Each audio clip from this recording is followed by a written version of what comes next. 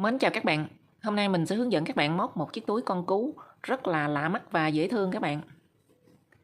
Chiếc túi này là thân túi màu xám và kích thước nó cũng hơi nhỏ hơn so với chiếc túi màu xanh.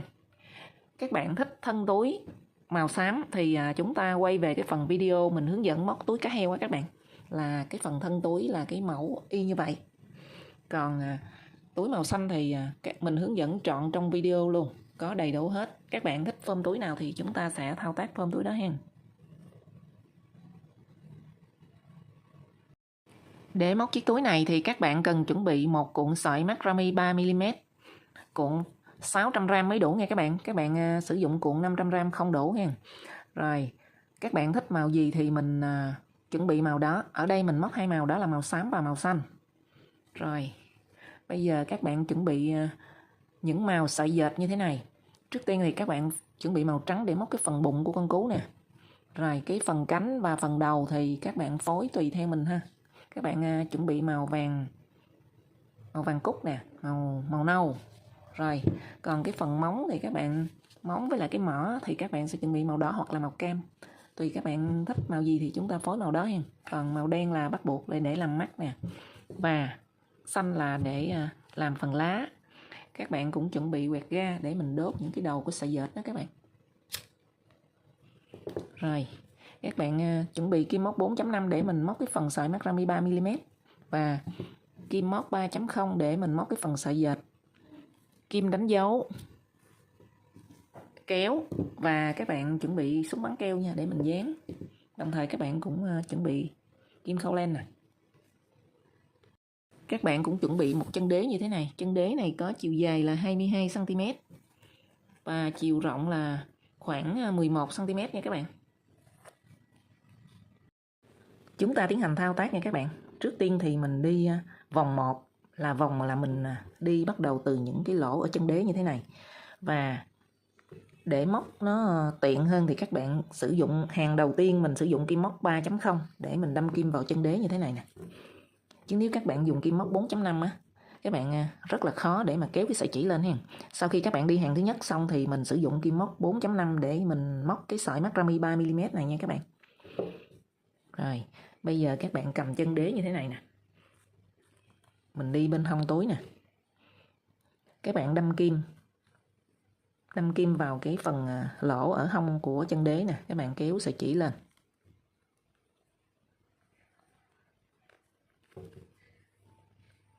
Rồi mình kéo sợi chỉ qua. Bắt đầu các bạn sẽ đi vào chân đế này nè. Các bạn đi một mũi đơn.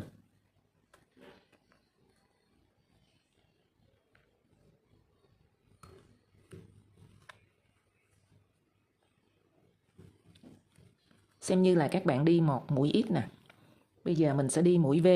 Thì ở chân đế các bạn sẽ đi một ít một V, một ít một V. Mũi mình vừa đi là các bạn tính một mũi ít. Rồi chúng ta sẽ đi mũi V là 2 mũi đơn chung chân. Một mũi đơn nè. Rồi các bạn đi thêm một mũi đơn nữa là mình gọi là mũi V đó các bạn. Rồi bây giờ các bạn sẽ đi mũi ít nè, mỗi mũi một chân. Và mình đi mũi đơn. Rồi các bạn lại đi mũi V, một ít một V, chúng ta cứ lặp lại đều như vậy đến cuối hàng. Mũi V, 2 mũi đơn chung chân. Hàng đầu tiên này các bạn đi hơi khó do mình phải đâm kim vào cái lỗ của chân đế nên nó hơi khó hàng. Lên hàng trên thì dễ rồi. Đây, một ít một V, một ít một V. Rồi các bạn lại đi một ít, chúng ta cứ nhịp nhàng lặp lại là một ít một V.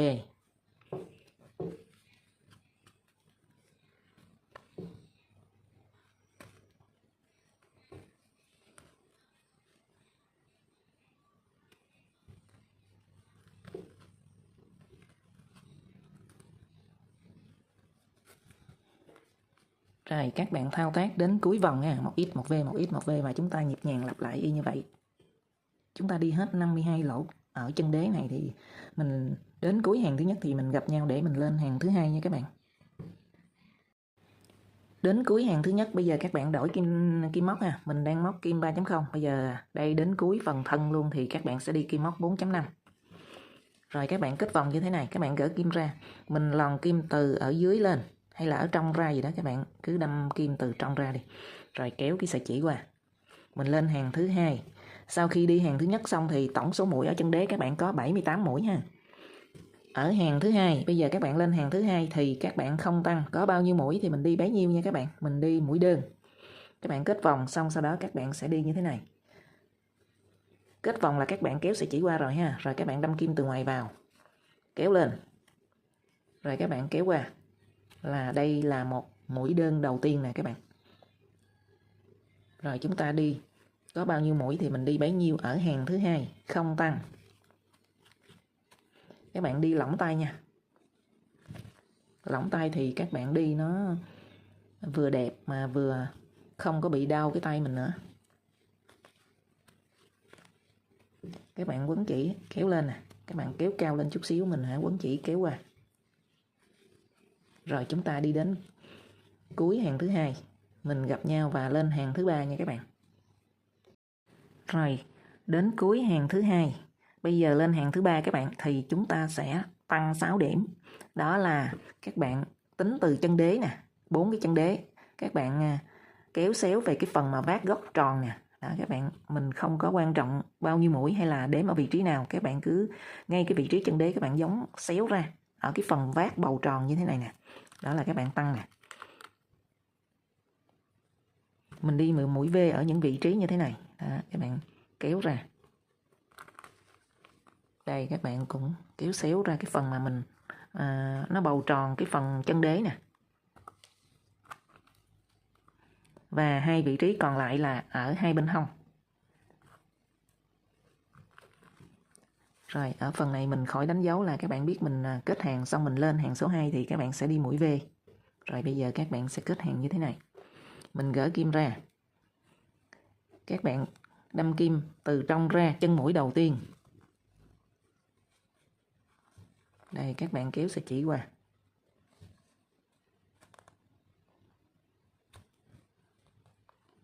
Rồi các bạn lại đâm kim từ ngoài vào. Kéo sợi chỉ lên. Là các bạn được một mũi đơn rồi. Ở vị trí này cái chân mũi đầu tiên nó hơi chật, các bạn có thể dời qua vị trí tiếp theo này để mình đi mũi V. Thì xem như ở hai bên hông này mình tăng. Đó. Bây giờ các bạn đi mũi V ở vị trí tiếp theo đi cho nó dễ ha. Một mũi nè, hai mũi chung chân là các bạn đã tăng một vị trí rồi. Rồi, còn lại những vị trí mà không đánh dấu thì các bạn sẽ đi mỗi mũi một chân.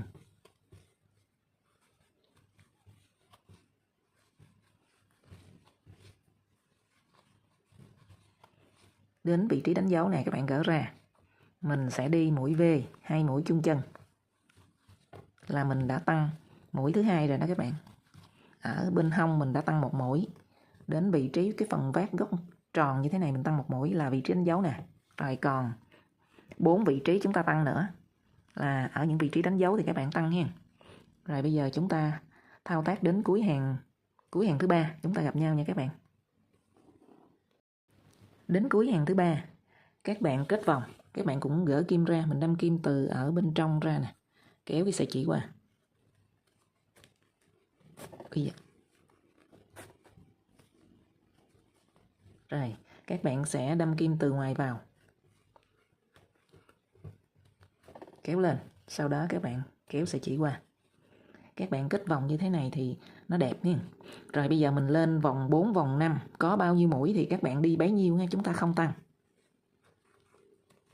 Các bạn đi mũi đơn như thế này và đến cuối vòng 4 thì các bạn cũng kết vòng y như chúng ta vừa thao tác và lên vòng 5. Rồi đến cuối vòng 5 thì chúng ta gặp nhau nha các bạn. Đến cuối hàng thứ 5, bây giờ mình lên hàng thứ 6. Hàng thứ 6 thì các bạn sẽ tăng 4 điểm. 4 điểm cái phần mà chân đế nè, các bạn sẽ giống ra về cái phía mà mình cái vát bầu tròn nè. Cái chân đế nó được vát tròn nè là các bạn sẽ kéo thẳng ra. Rồi. Trên lệch 1-2 mũi không có sao hết, mình không có đếm mà mình sẽ ước chừng ở cái phần này các bạn tăng thôi. Rồi, đây chân đế nè, các bạn giống thẳng ra ngoài. Đây cũng vậy. Là lên hàng số 6 mình sẽ tăng 4 điểm nha các bạn. Bây giờ các bạn sẽ kết vòng nè, mình cũng gỡ kim ra. Lòn kim từ trong ra, kéo cái sợi chỉ qua.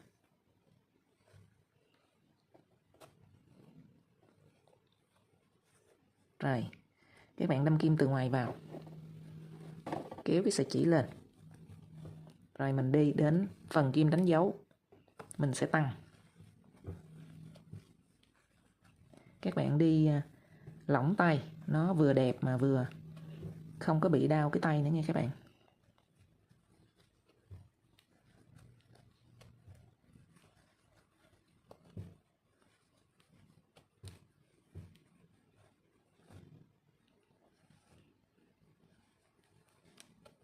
Rồi đến vị trí kim đánh dấu các bạn gỡ ra, mình đi mũi V nè, 2 mũi đơn chung chân. Còn lại thì mình đi mũi đơn mỗi mũi một chân. Đến phần đánh dấu thì các bạn tăng thôi. Và tương tự như vậy thì chúng ta đi đến cuối hàng chúng ta gặp nhau nha các bạn. Đến cuối hàng thứ 6 thì mình kết hàng và các bạn lên 3 hàng nữa không tăng, có bao nhiêu mũi thì mình đi bấy nhiêu nha các bạn. Rồi mình cũng kết hàng nè, các bạn gỡ kim ra. Mình lòn kim từ trong ra chân mũi đầu tiên.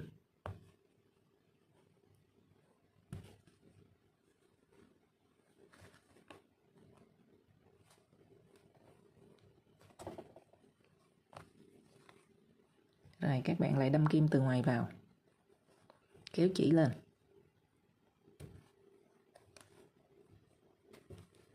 Các bạn lên hàng thứ 7, thứ 8, thứ 9, 3 hàng không tăng. Bây giờ mình đang đi hàng số 7 nè các bạn. Rồi lên hàng số 8 các bạn cũng kết vòng và mình đi tiếp. Hàng số 9 cũng vậy, 3 hàng liên tục không tăng. Rồi chúng ta sẽ gặp nhau ở cuối hàng thứ 9 nha các bạn. Rồi các bạn vừa xong hàng số 9, mình kết hàng và mình lên hàng số 10 các bạn.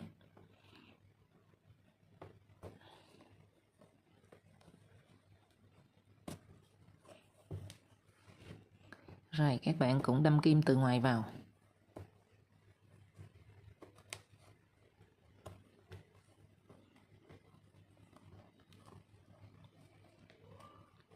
Rồi bây giờ các bạn sẽ tăng 2 vị trí.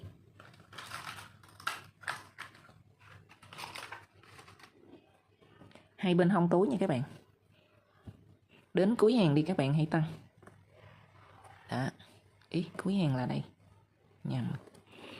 Các bạn tăng hai bên hông, mỗi bên một mũi, mình đi mũi V. Rồi bây giờ các bạn tiến hành thao tác nha. Mình đang ở hàng số 10 đó. Hàng số 10 các bạn sẽ tăng 2 mũi.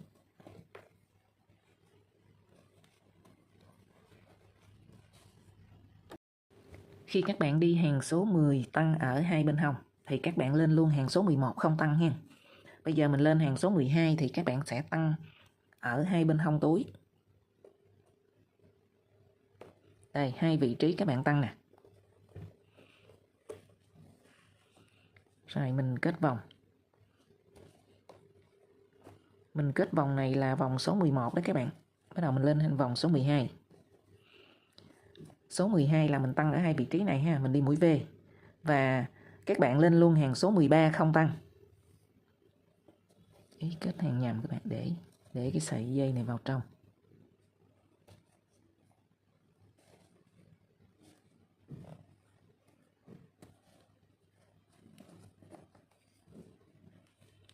Rồi, các bạn đi đến vị trí kim đánh dấu là mình sẽ đi mũi V ha.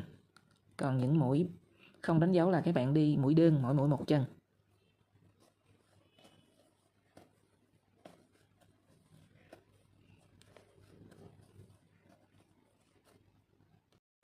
Mình đang ở hàng số 12 này các bạn.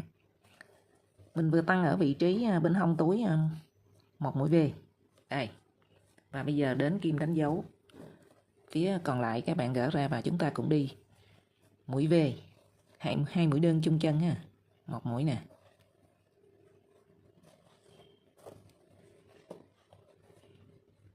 Rồi, bây giờ chúng ta sẽ đi mỗi mũi một chân đến cuối hàng. Và các bạn lên hàng số 13 luôn. Hàng 13 mình không tăng. Có bao nhiêu mũi thì mình đi bấy nhiêu.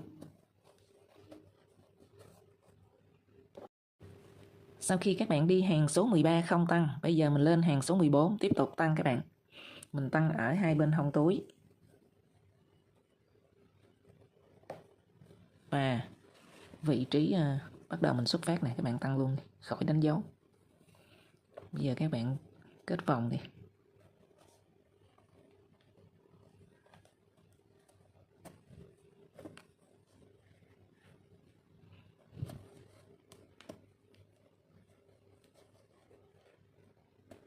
Rồi, bắt đầu các bạn tăng luôn ha. Mình đi 2 mũi đơn chung chân.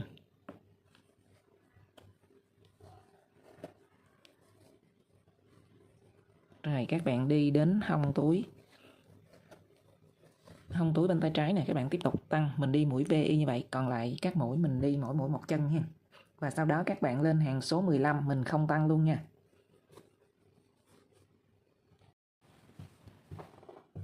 Mình đang ở cuối hàng số 15 là khi các bạn đi hàng số 15 không tăng nha. Bây giờ mình kết hàng và mình lên hàng số 16. Hàng số 16 thì các bạn sẽ tăng ở hai bên hông túi như thế này.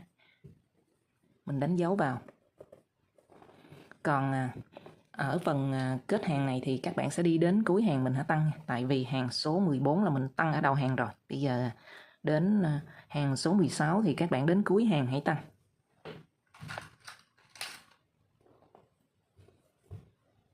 Các bạn đánh dấu vào để mình nhớ. Rồi, mình kết hàng giống như những hàng ở bên dưới các bạn. Các bạn sẽ lòn kim từ bên trong ra.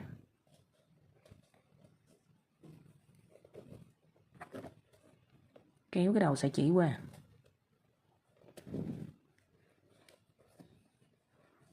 Rồi, mình đâm kim từ ngoài vào. Kéo sợi chỉ lên, kéo qua. Rồi, các bạn thấy ở những vị trí mình kết hàng nè, nó đẹp nha. Rồi, các bạn sẽ đi và đến hai cái vị trí mình đánh dấu thì các bạn đi mũi V ha. Sau đó mình lên hàng số 17 không tăng luôn nha các bạn. Mình tăng hai vị trí này ở bên hông túi nè. Rồi chúng ta tiến hành thao tác nha các bạn. Chúng ta vừa đi xong hàng số 17 không tăng các bạn. Bây giờ mình lên hàng số 18 thì các bạn sẽ tăng ở hai bên thân của túi ha. Đây.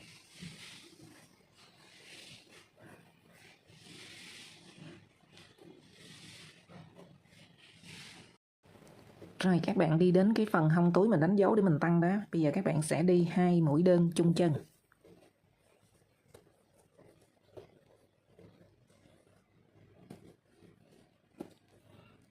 Rồi chúng ta đi mỗi mũi một chân lại đến phần hông bên tay phải này các bạn cũng tăng một mũi V ha.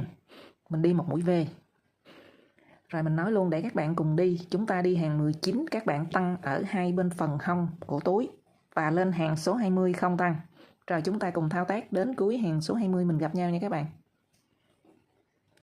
Sau khi đi hàng số 20 xong bây giờ mình lên hàng số 21, 22, 23, 24, 25. 5 hàng liên tục, mỗi hàng các bạn đều giảm 2 mũi.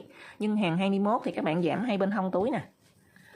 Hàng 22 giảm hai bên thân túi. Hàng 23 giảm hai bên hông. Hàng 24 giảm hai bên thân. Hàng 25 giảm hai bên hông túi nữa. Và còn lại 3 hàng cuối cùng 26, 27, 28, 3 hàng thì các bạn đi không tăng không giảm. Ở hàng 25 còn bao nhiêu thì các bạn sẽ đi bấy nhiêu ha. Bây giờ chúng ta lên hàng số 21 này các bạn. Hàng số 21 thì các bạn sẽ giảm ở hai bên hông túi. Sau khi kết hàng các bạn kéo cái sợi chỉ qua. Rồi mình lại đâm kim từ ngoài vào. Kéo sợi chỉ lên. Và các bạn kéo sợi chỉ qua. Ở mũi kết hàng thì các bạn không có giảm ha. Bắt đầu mình giảm nè. Các bạn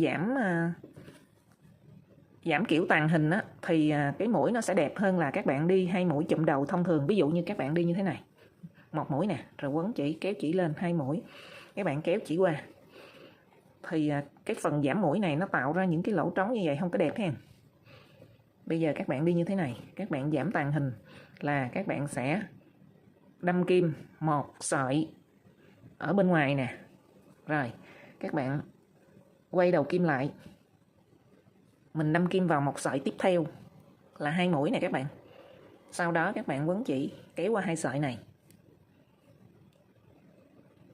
Rồi, mình mới kéo chỉ qua là các bạn đã giảm một mũi rồi đó. Mình giảm theo kiểu tàng hình đó các bạn. Rồi, bây giờ chúng ta đi tiếp. Mỗi mũi một chân. Đến phần hông bên tay phải thì các bạn sẽ giảm thêm một mũi nữa. Đây, Đến phần hông bên đây các bạn cũng sẽ giảm kiểu tàng hình như vậy nữa. Sau đó thì mình đi đến cuối vòng, kết vòng mình lên hàng số 22 thì các bạn giảm ở hai bên thân túi. Hàng số 23 giảm hai bên hông tiếp. Hàng số 24 giảm hai bên thân và hàng số 25 giảm hai bên hông. Cuối 3 hàng còn lại là 26, 27, 28. Không tăng không giảm. Rồi chúng ta tiến hành thao tác nha các bạn. Khi các bạn lên đủ 28 hàng thì mình đã hoàn thành phần túi nha. Các bạn cắt chỉ và dấu sợi chỉ luôn. Cái phần thân túi các bạn đã hoàn thành. Bây giờ mình sẽ đi phần quai. Mình tiến hành thao tác phần quai nha các bạn. Các bạn chừa ra một đoạn như thế này đi, khoảng tầm 20 cm để mình khâu vào cái phần túi đó. Rồi, các bạn tạo vòng tròn mã thực nè. Sau đó các bạn lên 6 bính. 1 2 3 4 5 6. Rồi các bạn quay kim lại, đâm kim vào cái vòng tròn mã thực ha. Các bạn kéo chỉ trượt qua. Rồi. Ở vị trí này các bạn sẽ đánh dấu nè. Đánh dấu ở vị trí các bạn vừa trượt qua đó. Rồi. Các bạn sẽ trượt cạnh ngoài. Đây. Cạnh ngoài này các bạn là cái sợi này nè. Những sợi đó là các bạn sẽ trượt. Các bạn đâm kim qua. Một mũi trượt nè. Ở cạnh ngoài là các bạn đâm kim vào một sợi ở phía ngoài. 2 mũi trượt. 3 mũi trượt. 4 mũi trượt. 5 mũi trượt. 6 mũi trượt và các bạn gỡ kim ra. Các bạn tiếp tục trượt xoắn ốc 7 mũi trượt. Rồi các bạn đánh dấu trở lại.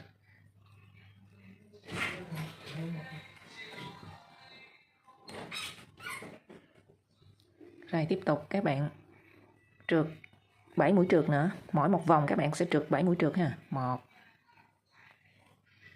2 3 4 5 6. Rồi các bạn trượt ngay vị trí các bạn vừa đánh dấu nè. 7. Rồi. Lúc này các bạn cũng không cần đánh dấu mà chúng ta sẽ trượt tiếp ở cạnh ngoài. Các bạn trượt 1, 2, 3, 4, 5, 6, 7. Rồi các bạn đi xoắn ốc. 1 2 3 4 5 6 7 là hết vòng đó. Các bạn không đánh dấu nhưng các bạn cũng biết ở vị trí này là mình đánh dấu đó. Rồi chúng ta tiếp tục đi cạnh ngoài xoắn ốc đến độ dài khoảng 40 cm nha các bạn. Các bạn cứ đâm kim vào một sợi ở cạnh ngoài. Rồi chúng ta tiến hành thao tác được một sợi 40 cm thì các bạn đi thêm một sợi nữa ha. 2 quai ở bên hai bên của túi. Rồi chúng ta tiến hành thao tác nha các bạn. Sau khi các bạn thao tác xong 2 quai, mỗi một quai có độ dài khoảng 40 cm nha các bạn. Và các bạn sẽ kết vào phần túi. Các bạn chỉnh cho nó đều và cân đối thì mình kết vào ha. Lúc cắt chỉ các bạn chừa ra một đoạn để mình kết vào luôn nha.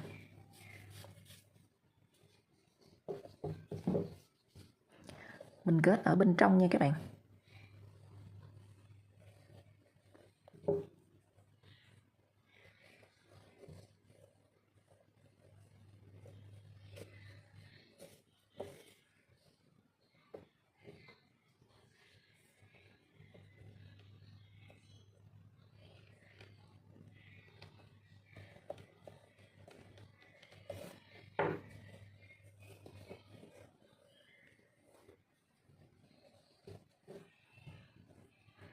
Các bạn cân chỉnh cho nó đều rồi mình kết nha. Các bạn nhớ những cái đường này nè, các bạn canh cho nó thẳng đó. Đây. Bạn vặn lại cho nó thẳng nó mới đẹp ha.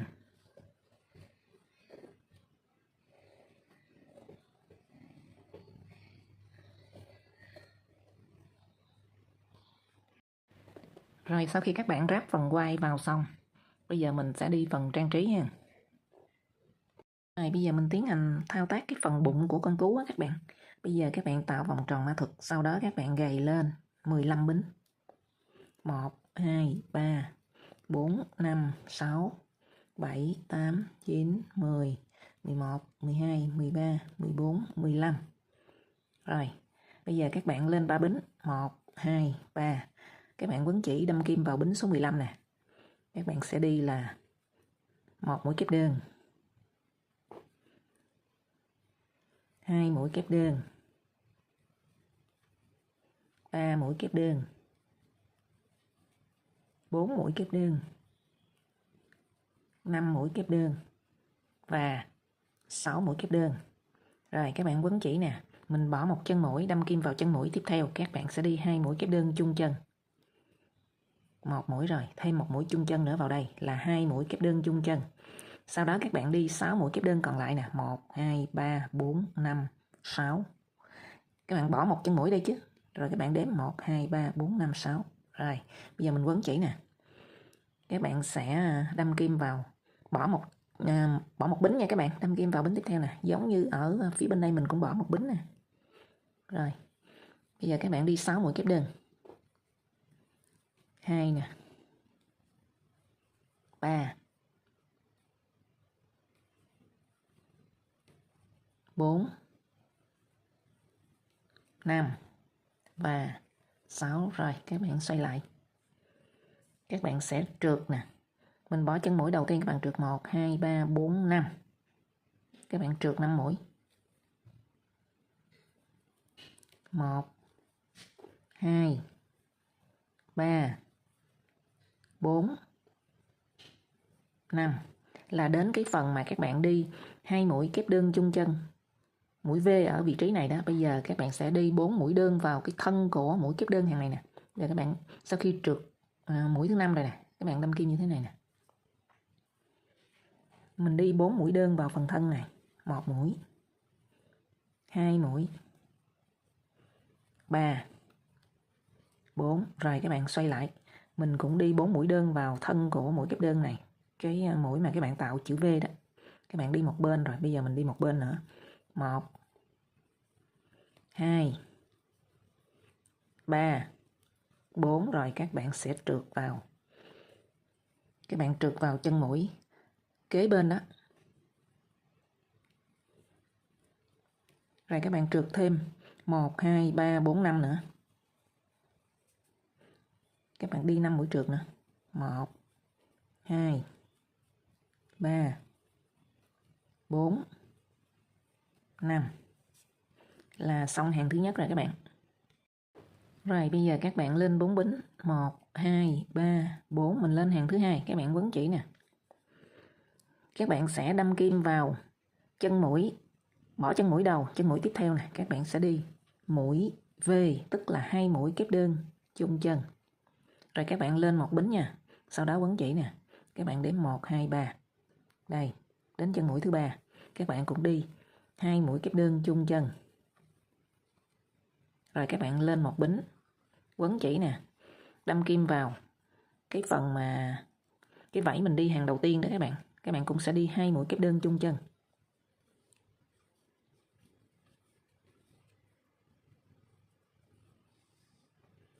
Rồi, các bạn lên một bính ha, mình lại đi nè, các bạn đếm nè, 1, 2, 3. Đi 2 mũi kép đơn chung chân tiếp. Lên một bính. Các bạn đếm 1, 2, 3, đến chân mũi thứ 3 là chân mũi cuối cùng nè. Các bạn sẽ đi 2 mũi kép đơn chung chân. Là ở hàng này các bạn sẽ có 5 chữ V. 1, 2, 3, 4, 5. Rồi ở phần này thì các bạn lên một bính và các bạn đi vào cái chân mũi cuối cùng nè. Kế đó một mũi kép đơn nữa. Để hai bên này các bạn, mỗi bên các bạn đều có một mũi kép đơn nè, và ở giữa là 5 mũi V. Sau đó các bạn xoay lại, các bạn sẽ trượt vào chân mũi. Ngay cái phần mà các bạn lên một bính đó, các bạn trượt vào đây nè. Một mũi trượt. Sau đó các bạn sẽ đi cái phần vảy nè, các bạn đi vào cái phần thân của mũi kép đơn, 4 mũi đơn. 1, 2, 3, 4. Rồi xoay lại. Các bạn cũng đi vào cái phần mà thân của mũi đơn á, 4 mũi đơn nữa. Thân của mũi kép đơn chứ các bạn. Cái mũi mà mình tạo chữ V đó. Các bạn đi 4 mũi đơn. Rồi khi các bạn đi 4 mũi đơn xong, các bạn kết vào vị trí này nè. Mình bỏ cái chữ V này. Các bạn đâm kim vào cái phần bính lên, một bính ở giữa hai chữ V đó. Rồi. Chữ V này các bạn bỏ nè. Bây giờ các bạn lại đi cái phần vảy giống hệt như vậy. Đó, các bạn lại đâm kim vào phần thân của mũi kép đơn. Cái chữ V nè, các bạn đi 4 mũi đơn. 1, 2, 3, 4. Rồi các bạn xoay lại. Các bạn đi bên đây 4 mũi đơn nữa. 1, 2, 3, 4. Rồi các bạn bỏ một chữ V này. Các bạn kết vào cái khoảng giữa lên một bính của chữ V tiếp theo đó. Các bạn trượt vào đây. Và mình lại đi một cái vảy nữa giống hệt như vậy các bạn. Rồi khi các bạn đi hai bên mỗi bên 4 mũi đơn rồi thì các bạn kết vào cái phần mà các bạn lên 3 bính mà các bạn đâm kim vào bính thứ 3 đó, các bạn trượt. Rồi bây giờ mình sẽ lên 3 bính xoay lại. Các bạn quấn chỉ nè, mình sẽ đi, các bạn tăng mũi nha. Bây giờ các bạn sẽ đi vào đây. Hai mũi kép đơn chung chân. Đó. Rồi, các bạn lên một bính. Mình lại đi vào cái phần giữa này nè, cái phần cái vây ở hàng thứ hai. Các bạn đi một mũi V là 2 mũi kép đơn chung chân. Rồi các bạn lên một bính. Các bạn đi vào đây nè. Cái phần này nè, cái mũi V mà các bạn bỏ đó, bây giờ chúng ta sẽ đi vào đây nè. 2 mũi kép đơn chung chân nữa. Này các bạn, mũi V các bạn không có đi ở hàng dưới nè. Đó, là mình đã được 3 mũi V rồi nè. Sau đó các bạn lên một bính. Các bạn đi vào cái vây nó ở giữa nè, của hàng thứ hai nè, các bạn đi một mũi V nữa.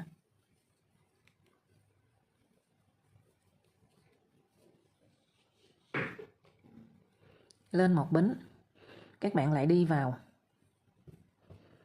cái mũi V mà ở dưới, hàng dưới các bạn không có đi vây đó, các bạn để trống đó, là các bạn đi một mũi V vào đây. Lên một bính, các bạn lại đi mũi V vào cái vây, ở giữa cái vây nữa. Rồi bây giờ đến cuối hàng các bạn cũng sẽ tăng nè. Các bạn sau khi lên một bính nè, mình sẽ đi mũi V. 2 mũi kép đơn chung chân. Rồi các bạn lên một bính. Mình đi một mũi kép đơn vào cái phần mà một mũi kép đơn đầu tiên nè. Các bạn đi vào đây. Do mình tăng mũi nên các bạn thấy nè, ở hai đầu một mũi đơn hai bên nè, một mũi V nè. Rồi, như vậy tổng cộng thì các bạn có 1, 2, 3, 4, 5, 6, 7 mũi V. Bây giờ các bạn xoay lại, các bạn sẽ đi một mũi trượt. Mũi trượt này nó nằm ngay cái phần một bính các bạn lên ở giữa đó. Rồi sau đó các bạn sẽ đi phần vây là 4 mũi đơn vào cái phần thân của mũi kép đơn.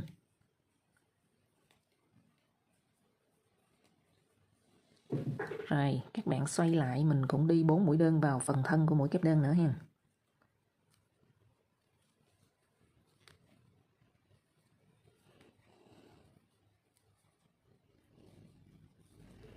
Sau đó các bạn bỏ một mũi V nè, mũi V này nè. Mũi V nó nằm ở giữa cái vây ở hàng dưới, là các bạn bỏ, các bạn trượt vào cái mũi bính các bạn lên giữa hai chữ V tiếp theo. Rồi chúng ta lại đi cái vây ở vị trí này, thì các bạn để ý là những cái mũi V ở giữa của cái vây này thì mình không có đi ha, mình bỏ nè, bỏ 3 cái mũi V nè, 1, 2 nè, 3. Còn lại những cái mũi V này các bạn đi một mũi rồi, 2, 3, 4. Như vậy ở hàng thứ 3 thì các bạn sẽ đi 4 cái vây như vậy nè các bạn. Hàng thứ 3 các bạn có 4 cái vây nhỏ ha. Bây giờ các bạn lên 3 bính, 1, 2, 3. Các bạn xoay lại nè. Mình đi đầu hàng 3 mũi kép đơn, một mũi các bạn đâm kim vào đây nè, ngay cái vị trí mà các bạn kết xuống cái phần mà vây hàng thứ ba, cuối hàng thứ ba nè, và một mũi ở vị trí này nữa các bạn, cái mũi mà kế bên cái rãnh giữa của cái vây đó.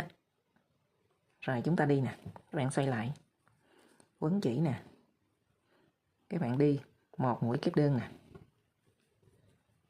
tiếp tục quấn chỉ nè, đi một mũi kép đơn nữa,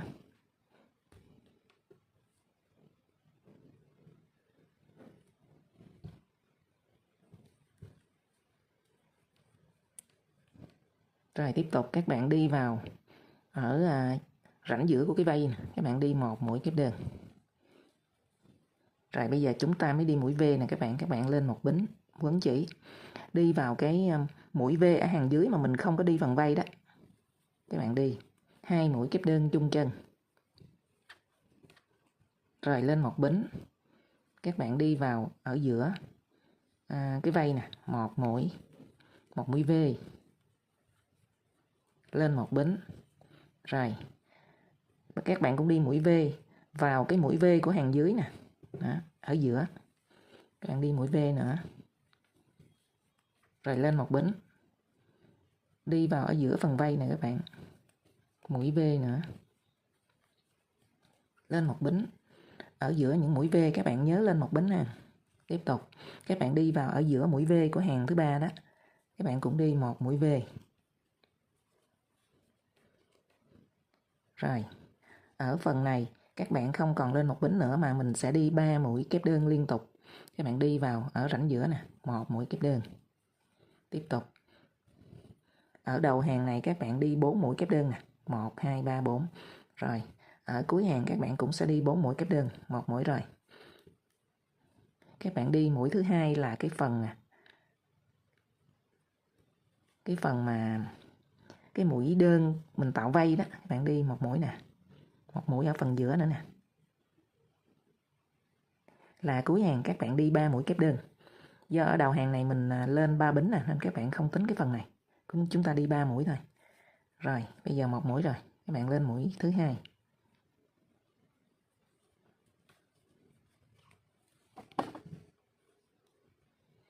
Và mũi thứ ba.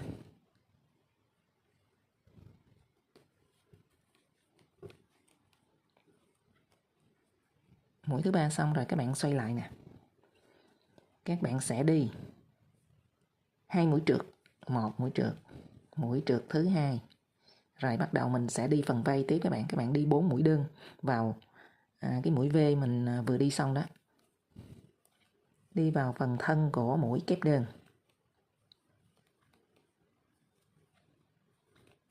Rồi, tiếp tục các bạn xoay lại. Đi 4 mũi đơn nữa vào phần thân của mũi V.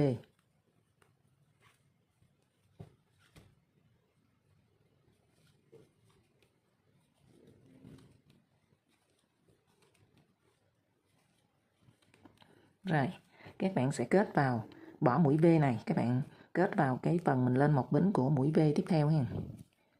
Rồi chúng ta sẽ đi 2 vây nữa các bạn. Ở hàng thứ tư này thì mình đi 4 vây, một vây rồi. Các bạn đi vây ở đây nè. Và bỏ vây này, chúng ta đi vây tiếp bỏ mũi V này.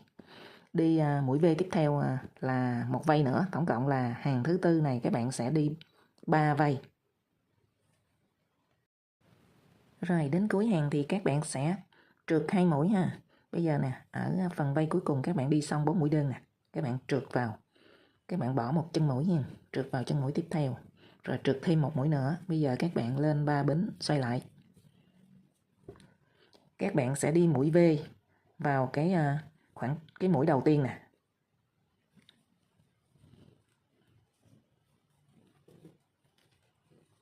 Là chúng ta tạo một vây đó. Tiếp tục các bạn lên một bính. Các bạn sẽ đi vào cái khoảng trống của vây nè. Một mũi V nữa. Rồi lên một bính. Các bạn đi vào cái mũi V của hàng dưới nè. Mũi V mà mình không có đi vây á, các bạn đi một mũi V nữa. Lên một bính. Rồi, các bạn đi vào cái phần giữa của vây. Lên một bính. các bạn đi vào mũi V của hàng dưới.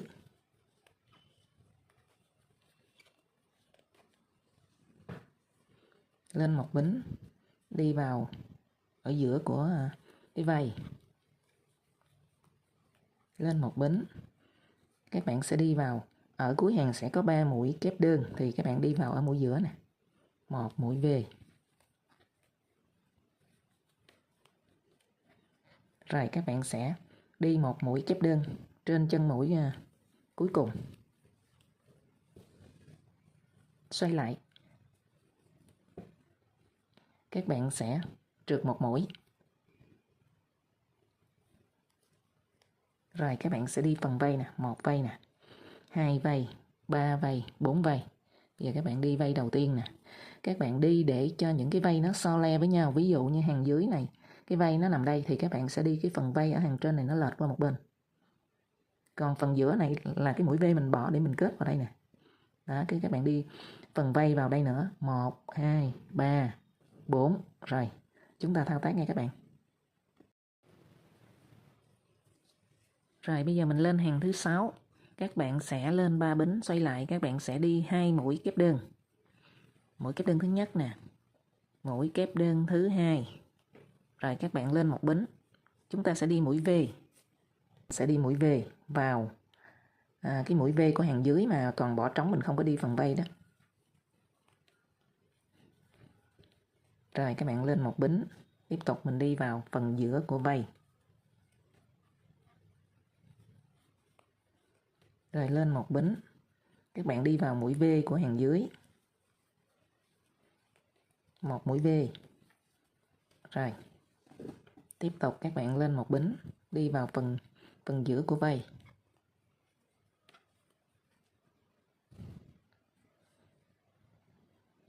Rồi, bây giờ các bạn lên một bính, tiếp tục mình đi vào cái mũi V của hàng dưới nè. Cũng là một mũi V nữa. Rồi cuối hàng thì các bạn sẽ đi 2 mũi. Bạn lên một bính nè, đi 2 mũi đơn. Một mũi đơn. Phần này các bạn không cần lên một bính, các bạn đi tiếp tục ha. Các bạn đi vào ở giữa vây một mũi kép đơn và cuối hàng một mũi kép đơn nữa. Sau đó các bạn xoay lại. Bắt đầu mình đi phần vây nè các bạn sẽ trượt một mũi.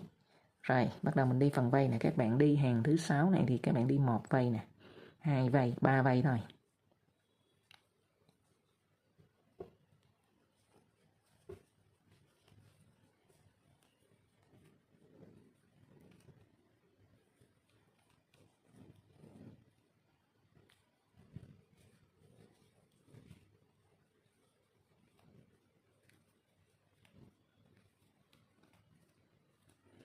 Rồi, các bạn sẽ bỏ một mũi V ở giữa của cái vây của hàng dưới nè, thì các bạn trượt vào cái phần lên một bính đó. Các bạn trượt vào đây. Rồi chúng ta đi 2 vây còn lại ha. Các bạn đi một vây đây, bỏ mũi V này đi vây đây, và sau khi đi xong thì các bạn sẽ trượt vào chân mũi này nè. Rồi sau đó các bạn trượt thêm một mũi nữa. Rồi bây giờ mình lên hàng thứ 7 các bạn. Trước tiên các bạn lên 3 bính, xoay lại. Rồi các bạn sẽ đi mũi kép đơn đầu tiên là các bạn sẽ đi vào khoảng giữa của 2 mũi kép đơn hàng dưới nè. Phần này là các bạn lên 3 bính mình không tính ha. Đây các bạn đi mũi kép đơn đầu tiên. Rồi các bạn đi mũi kép đơn thứ hai ở vị trí giữa mũi kép đơn và phần vây nè. Rồi các bạn đi mũi kép đơn thứ ba là phần giữa của vây, lên một bính. Các bạn sẽ đi vào cái mũi V của hàng dưới đó, thì các bạn sẽ đi hàng trên cũng là mũi V nè, 2 mũi kép đơn chung chân. Rồi các bạn lên một bính, tiếp tục các bạn đi vào phần giữa của vây nè, là một mũi kép đơn nữa. Lên một bính, các bạn đi vào cái mũi V của hàng dưới, là chúng ta đi một mũi V ở hàng trên. Rồi bây giờ lên một bính, các bạn sẽ đi 3 mũi kép đơn ở cuối hàng.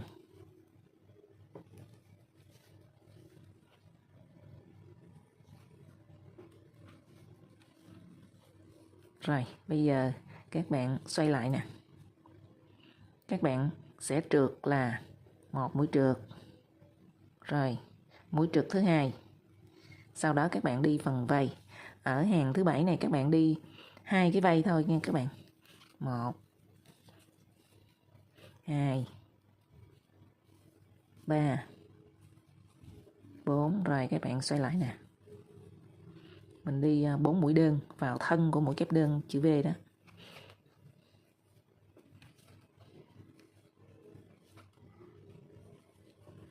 Rồi các bạn sẽ đi một mũi trượt. Các bạn bỏ chữ V này ha, các bạn đi một mũi trượt vào đây. Và chúng ta đi một vây còn lại nữa. Sau đó các bạn trượt vào vị trí của mũi kép đơn phía bên ngoài. Có nghĩa là ở cuối hàng các bạn có 3 mũi kép đơn thì các bạn trượt vào mũi kép đơn ở giữa ha. Sau khi trượt vào mũi kép đơn ở giữa thì các bạn trượt thêm một mũi nữa. Rồi bây giờ các bạn sẽ đi xung quanh cái bụng của em cú này thì các bạn sẽ đi một hàng mũi đơn ha. Rồi bây giờ chúng ta đi như thế này. Các bạn đừng có lên một bính mà các bạn sẽ đâm kim vào cái khoảng trống này nè. Các bạn đi 2 mũi đơn. 1 mũi đơn, 2 mũi đơn. Rồi khoảng trống các bạn đi một mũi vào cái phần mà các bạn đi phần vây đó là một mũi đơn. Cái phần này nè. Còn cái khoảng trống thì các bạn sẽ đi 2 mũi. Rồi cái phần tiếp giáp này các bạn, cái phần mà mình đã tạo ra cái phần vây đó, cái chỗ cái gốc đó, là các bạn đi một mũi nè. Rồi sau đó các bạn đi 2 mũi vào khoảng trống. Rồi chúng ta tiếp tục như vậy thì các bạn sẽ đi xung quanh đến cuối hàng. Rồi khi các bạn đi xung quanh một hàng mũi đơn thì đến cái phần ở trên hàng trên này các bạn đi như thế này. Còn một khoảng trống này thì các bạn đi một mũi đơn thôi. Rồi sau đó các bạn kéo đến cái khoảng giữa của 2 mũi đinh kép đơn nè, chúng ta đi một mũi nữa. Các bạn đi như vậy để cho cái phần này nó bầu tròn nè, cho nó đẹp ha.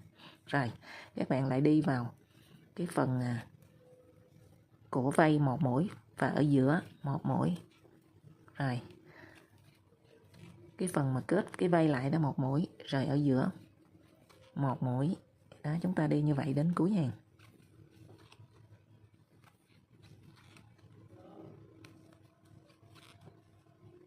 Rồi các bạn kết hàng thôi. Đi phần bụng xong, bây giờ các bạn sẽ đi 2 bên cánh ha. Mình đã đi một bên cánh rồi nè các bạn. Bên cánh này là nó nằm bên tay phải nè. Rồi bây giờ mình đi một cái cánh y như vậy cho nó nằm bên tay trái. Rồi bây giờ mình đi một cánh bên tay trái nữa nha các bạn. Trước tiên các bạn tạo vòng tròn ma thuật nè. Sau đó các bạn lên 6 bính. 1, 2, 3, 4, 5, 6. Rồi bây giờ các bạn sẽ lên 3 bính. Mình quấn chỉ đâm kim vào bính số 6 nè. Các bạn đi một mũi kép đơn. Đi tiếp theo nữa các bạn đi mũi kép đơn thứ 2 vào chân bính tiếp theo đó, chân bính số 5 á. Rồi các bạn đi mũi kép đơn thứ 3. Và các bạn đi liên tục 3 mũi kép đơn. Rồi các bạn sẽ đi 2 mũi nửa kép. 1 mũi nửa kép. Mũi nửa kép thứ 2. Rồi các bạn sẽ đi 2 mũi đơn. 1 mũi đơn vào bính cuối cùng và 1 mũi nữa vào cái vòng tròn ma thuật đó các bạn. Rồi, sau đó các bạn lên một bính nha. Mình đâm kim qua 2 sợi này nè các bạn. 2 sợi ở mũi cuối cùng đó. Các bạn kéo chỉ trượt qua luôn. Rồi, bây giờ các bạn đi đối xứng. Các bạn sẽ đi 2 mũi đơn. 1 mũi đơn rồi. Mũi đơn thứ 2. Rồi tiếp tục các bạn đi 2 mũi nửa kép. 1 mũi nửa kép nè. Mũi nửa kép thứ 2. Rồi các bạn sẽ đi 3 mũi kép đơn. 1 mũi kép đơn. 2 mũi kép đơn. Mũi kép đơn thứ 3. Rồi, là mình đi được phần này rồi nè các bạn. Tiếp tục, các bạn sẽ lên 4 bính.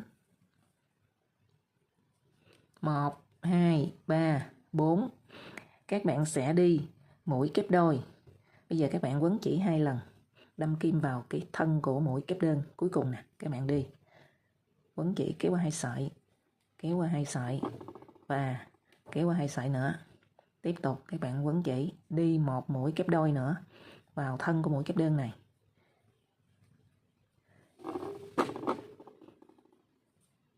Rồi các bạn lên một bính. Tiếp tục các bạn quấn chỉ đi vào phần thân của mũi kép đơn đầu tiên. Cái phần mà lên 3 bính đó các bạn. Các bạn cũng đi 2 mũi kép đôi vào phần thân của mũi kép đơn hàng dưới nè. Và cuối cùng là các bạn sẽ đi một mũi kép đôi vào phần cái này là kêu cái phần mà các bạn đi mũi đầu tiên, chân mũi đầu tiên đó. Rồi các bạn đi một mũi kép đôi. Rồi các bạn thấy nè, ở hai bên là 2 mũi kép đôi và ở giữa là 4 mũi kép đôi, nó tạo thành chữ V nè để các bạn đi cái phần vây đó. Rồi sau đó các bạn xoay lại ha. Các bạn trượt vào chân mũi đầu tiên, một mũi trượt. Sau đó các bạn đi vào thân của mũi kép đôi, 5 mũi đơn, 1 mũi đơn, 2 mũi đơn, 3 mũi đơn, 4 mũi đơn, 5 mũi đơn. Sau đó xoay lại, các bạn cũng đi mũi kép đôi này là các bạn đi 5 mũi đơn tiếp. 1 2 3 4 5. Rồi các bạn sẽ trượt vào cái phần bính mà các bạn lên một bính đó. Rồi chúng ta lại đi một vây nữa vào cái chữ V này nè các bạn. Hàng đầu tiên là các bạn có 2 vây nè, giống hệt như vậy nè. Rồi chúng ta thao tác nha. Rồi khi các bạn đi một vây nữa, sau đó các bạn trượt vào cái chân mũi cuối cùng nha. Sau đó các bạn lên 4 bính, xoay lại.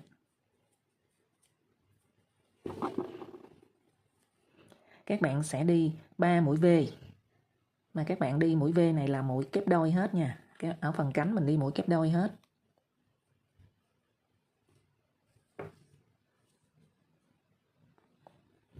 Đây một mũi kép đôi rồi. Các bạn đi một mũi kép đôi nữa vào khoảng giữa của vây ha. Rồi, ở phần này thì các bạn không cần lên một bính, chúng ta đi thêm một mũi V nữa vào khoảng giữa này.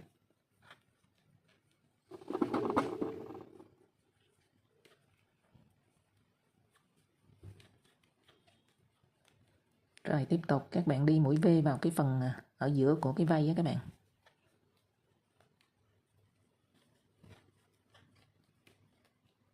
Rồi, cuối cùng là các bạn đi một mũi kép đôi vào chân mũi cuối cùng nè.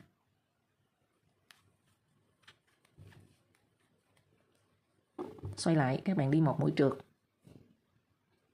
Ở hàng này các bạn cũng sẽ đi 2 vây, nhưng mà nó có tới 3 cái chữ V lận thì các bạn sẽ kết vào. Khi mà mình đi chữ V này xong nè, các bạn trượt vào khoảng trống này.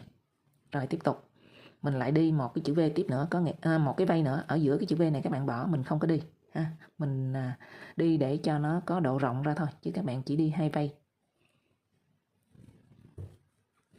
Rồi chúng ta đi nè các bạn. 1 2 3 4 5. Xoay lại.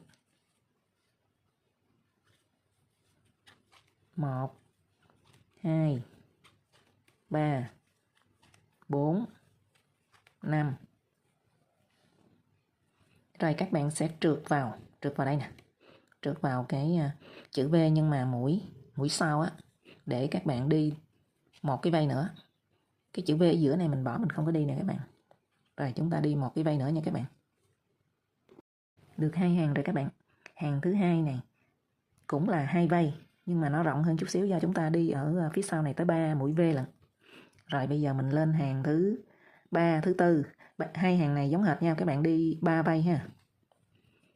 1 2 3 4. Các bạn quấn chỉ 2 lần nè. Mình sẽ đâm kim vào cái khoảng trống ở giữa mũi kép đôi và một cái vây á, thì các bạn sẽ đi 2 mũi kép đôi chung chân. Rồi, chúng ta cũng không có lên bính nào hết, chúng ta tiếp tục đi vào khoảng giữa của vây nè. Mũi V, 2 mũi kép đôi chung chân nữa. Tiếp tục các bạn quấn chỉ nè. Đi vào cái mũi V ở dưới, chúng ta không có đi phần vây đó, các bạn đi 2 mũi kép đôi chung chân. Rồi tiếp tục các bạn quấn chỉ nè, mình lại đi mũi V. Mình lại đi mũi V vào cái phần giữa của cái vây này. Rồi, cuối cùng là các bạn đi một mũi V vào ở đây nè các bạn, ngay vị trí mà tiếp giáp với lại cái mũi cuối cùng đó, các bạn đi một mũi V.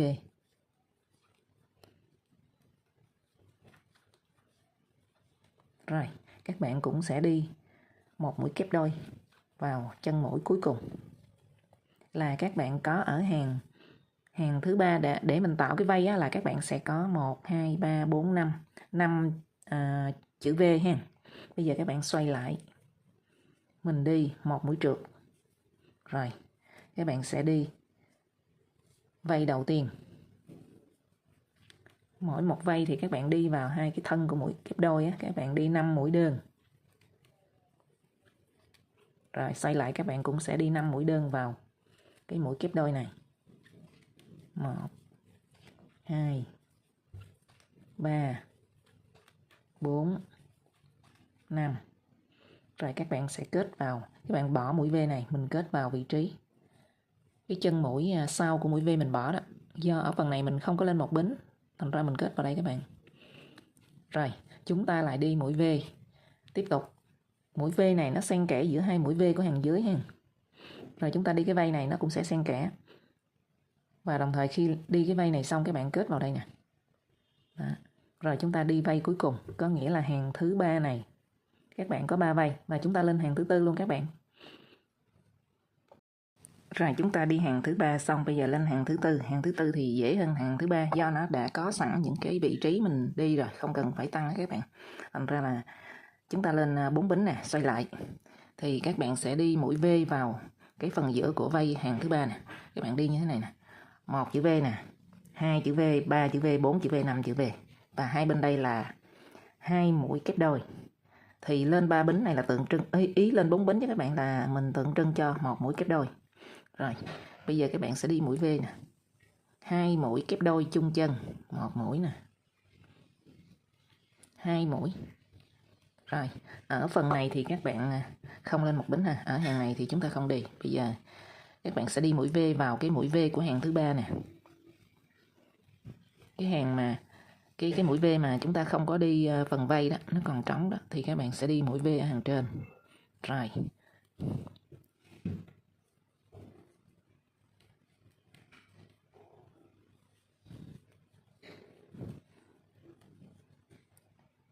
Ba chữ V rồi, các bạn đi thêm 2 chữ nữa ha, ở vị trí này nè và vị trí này, và cuối cùng là một mũi kép đôi cuối hàng. Mình có 5 chữ V này các bạn, 1 2 3 4 5. Ở hàng vây thứ tư thì mình có 5 chữ V, các bạn xoay lại, các bạn đi một mũi trượt và mình tạo cái vây đầu tiên. Các bạn đi 5 mũi đơn vào thân của mũi kép đôi.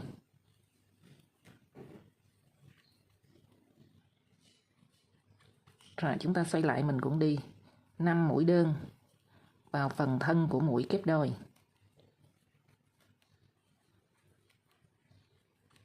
Rồi các bạn sẽ kết vào. Mình bỏ cái mũi V này nha các bạn kết vào cái trên đầu của mũi kép đôi của chữ V mình bỏ đó. Rồi chúng ta tiếp tục đi. Rồi khi các bạn đi hàng thứ tư, hàng cuối cùng thì các bạn cắt chỉ. Rồi mình lại bắt đầu đi từ ở vị trí dưới này các bạn đi mũi đơn một hàng từ phần đầu này, các bạn đi một hàng qua đến đây, ngược lại. Còn đối với ở phía bên phải thì các bạn đi từ bên đây nè, từ bên tay phải, cái phần cái vây đầu tiên của hàng cuối cùng đó, hàng cuối cùng nè, mà các bạn đi vây đầu tiên nè, thì các bạn đi mũi đơn từ đây nè, đi vòng qua. Mỗi một khoảng trống thì các bạn đi 3 mũi đơn, và cái phần ngay giữa này thì các bạn sẽ đi một mũi đơn nữa. Rồi thì các bạn sẽ đi bên cái cánh bên phải thì các bạn đi cũng từ bên phải qua, Đó. Để khi các bạn ráp vào như thế này nè, cho nó đẹp cái phần bụng và phần cánh cho nó đẹp nha. Còn ở đây thì nếu các bạn đi từ đây, các bạn đi vòng qua thì cái mũi đơn nó ngược, nó mặt trái, thành ra chúng ta sẽ đi từ đây các bạn.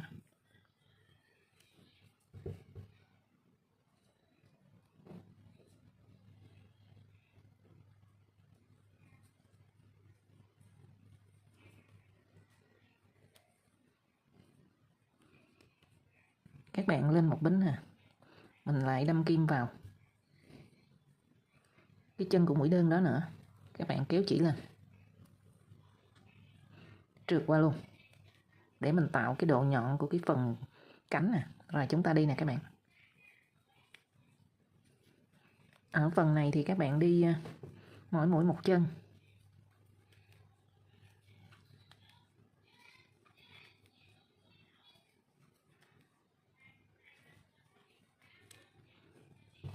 Rồi đến đây nè, các bạn sẽ đi 3 mũi đơn vào cái khoảng trống này. 1 2 3. Rồi các bạn đi một mũi vào cái phần tiếp giáp nè.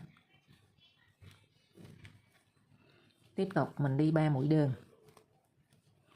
Rồi một mũi ở phần tiếp giáp nè.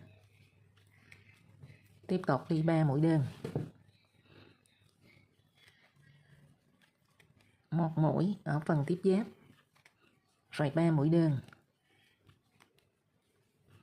Rồi các bạn sẽ kéo qua. Mình sẽ đi một mũi đơn vào, các bạn không có đi cái khoảng này. Khoảng này nè, chúng ta bỏ. Các bạn sẽ đi một mũi vào cái phần giữa của cái vai. Rồi các bạn đi một mũi nè. Ở đây là một mũi nữa. Đây các bạn nhìn nè. Khi mình đi nè, một mũi nè, ở giữa nè, một mũi ở giữa. Thì cái phần mà giữa là chúng ta đi một mũi, cái phần tiếp giáp của hai cái vây á, thì đi một mũi nữa. Chúng ta đi như vậy nha. Bây giờ đến mũi ở giữa này các bạn.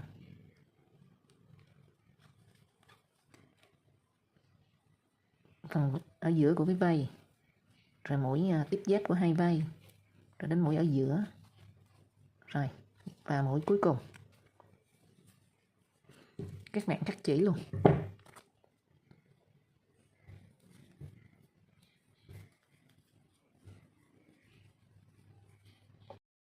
Bây giờ các bạn ráp vào luôn đi. Đây. Các bạn có thể chừa lại để chúng ta đi tiếp, hoặc là các bạn nối sợi chỉ cũng được nha. Các bạn sẽ đâm kim một sợi.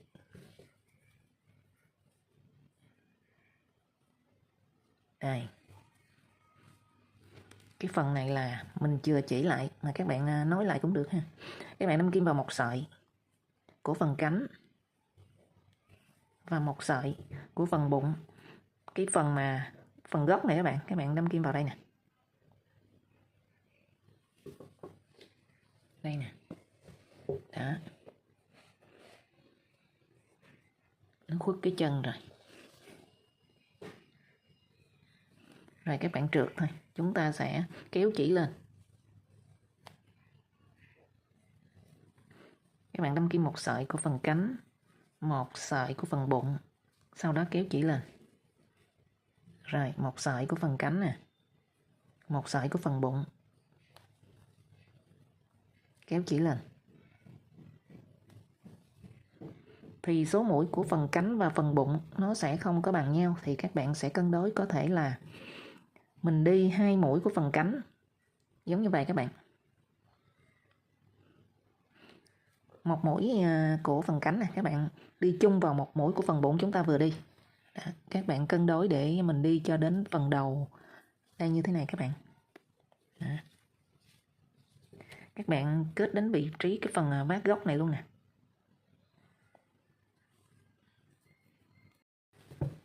Rồi đến bên trái thì các bạn đi từ ở trên xuống, hoặc là các bạn có thể đi từ dưới lên cũng được, nhưng các bạn nhớ là ví dụ chúng ta đã lấy cái sợi màu nâu thì bên đây là mình lấy cái sợi màu nâu trước, thì qua đây các bạn cũng lấy cái sợi màu nâu trước. Đó, để như vậy thì nó thuận hơn, thì các bạn sẽ đi từ trên xuống nha.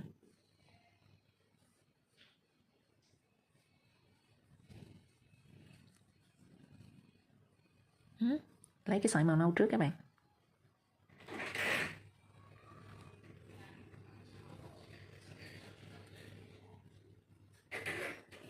Rồi, các bạn lấy một sợi màu nâu, một sợi màu trắng, kéo lên.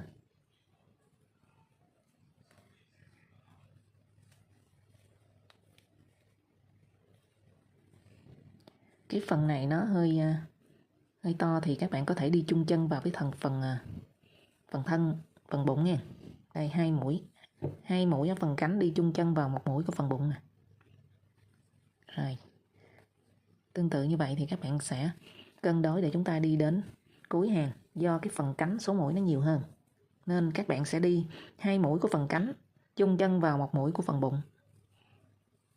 Đi 2-3 mũi gì đó các bạn sẽ đi chung chân 1 mũi ha.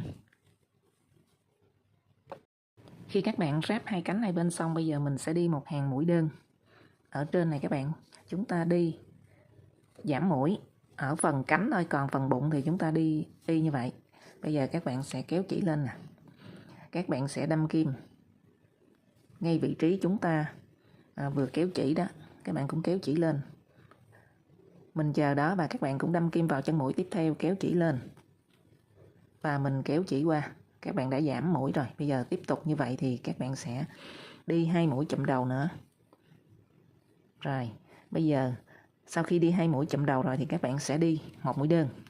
Mỗi mũi 1 chân. Rồi tiếp tục chúng ta hãy đi 2 mũi chụm đầu nữa. Là các bạn có 2 mũi giảm, 1 mũi đơn. Rồi tiếp tục các bạn sẽ đi 2 mũi giảm nữa. 2 mũi chụm đầu nữa. Rồi như vậy ở phần cánh thì các bạn sẽ có 2 mũi chụm đầu, 1 mũi đơn và 2 mũi chụm đầu. Rồi chúng ta tiếp tục đi. Các bạn đi ở phần bụng là các bạn sẽ đi mỗi mũi 1 chân.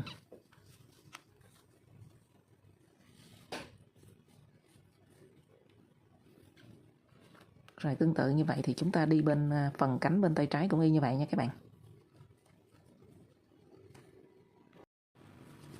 Chúng ta đi phần cánh, phần bụng xong, bây giờ các bạn sẽ đi phần mắt giống như vậy. Để mình ráp vào. Mình đi một bên rồi, bây giờ mình hướng dẫn các bạn đi một bên ha. Rồi. Các bạn tạo vòng tròn ma thuật nè. Sau đó lên một bính, các bạn đi 6 mũi đơn vào vòng tròn này. 1 2 3 4 5 6. Rồi, các bạn rút mạnh cái đầu của sợi chỉ và kết vòng. Kết vòng thì các bạn sẽ đi xoắn ốc chứ chúng ta không có kết vòng bằng mũi trượt ha. Các bạn kéo sợi chỉ lên. Đây. Các bạn kéo qua luôn. Rồi mình đánh dấu ở vị trí này các bạn.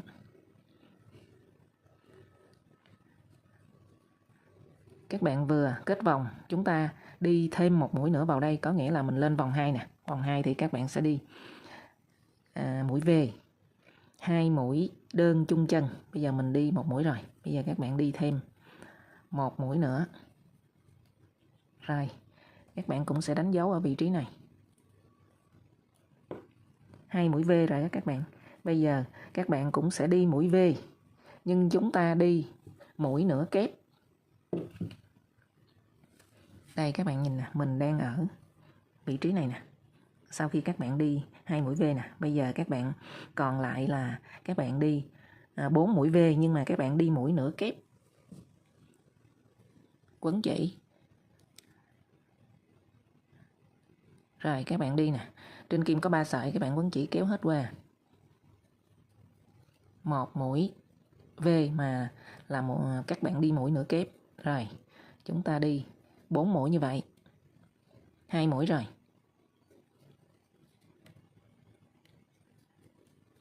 3 mũi.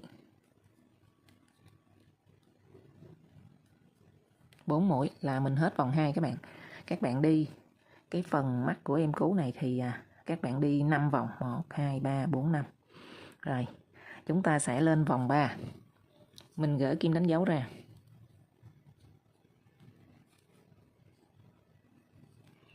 Các bạn đi vào đây, vào cái vị trí kim đánh dấu nè. Các bạn đi một mũi đơn. Rồi sau đó các bạn đi tiếp nè. Các bạn đi thêm 1 mũi đơn nữa. Chung chân vào vị trí các bạn vừa đi ha. 2 mũi đơn. Các bạn làm sao đi đủ 7 mũi đơn. 2 rồi. Bây giờ các bạn đi tiếp tục. Mũi V nữa là 2 mũi nữa là 4. Phần tiếp theo các bạn đi 2 mũi đơn nữa là 6, rồi gỡ kim đánh dấu ra. Các bạn sẽ đi 1 mũi đơn là 7 mũi ha. Sau đó các bạn đi, các bạn quấn chỉ mình đi vào chung chân với mũi đơn đó là 1 mũi nửa kép. Các bạn đánh dấu trở lại ở vị trí mũi đơn. Rồi bắt đầu các bạn đi toàn bộ mũi V, nhưng mà chúng ta đi mũi nửa kép nha các bạn. Các bạn đi 8 mũi V. 1, 2, 3, 4, 5, 6, 7, 8. 8 mũi V mà mình đi mũi nửa kép.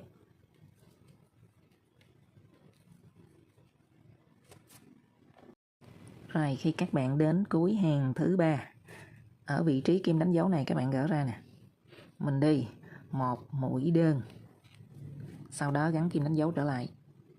Rồi, có bao nhiêu mũi thì các bạn đi bấy nhiêu mũi đơn, tức là các bạn đi vừa đi 1 mũi đơn kim đánh dấu nè, 1 nè, 2, 3, 4, 5, 6, 7, các bạn đi 7 mũi đơn. 3 nè. 4 nè, có nghĩa là ở khoảng này mình không tăng nè các bạn. 5, 6 và gỡ kim đánh dấu ra, các bạn đi 1 mũi nữa là 7. Đánh dấu trở lại. Rồi, bây giờ chúng ta sẽ đi mũi kép đơn. Các bạn đi trước tiên thì các bạn để lên một cái mũi kép đơn thì các bạn phải đi 1 mũi nửa kép trước nè. Rồi, bây giờ mình mới đi chung chân nữa 1 mũi kép đơn. Rồi tương tự như vậy thì các bạn sẽ đi mũi V hết, nhưng mà các bạn sẽ đi mũi kép đơn ha.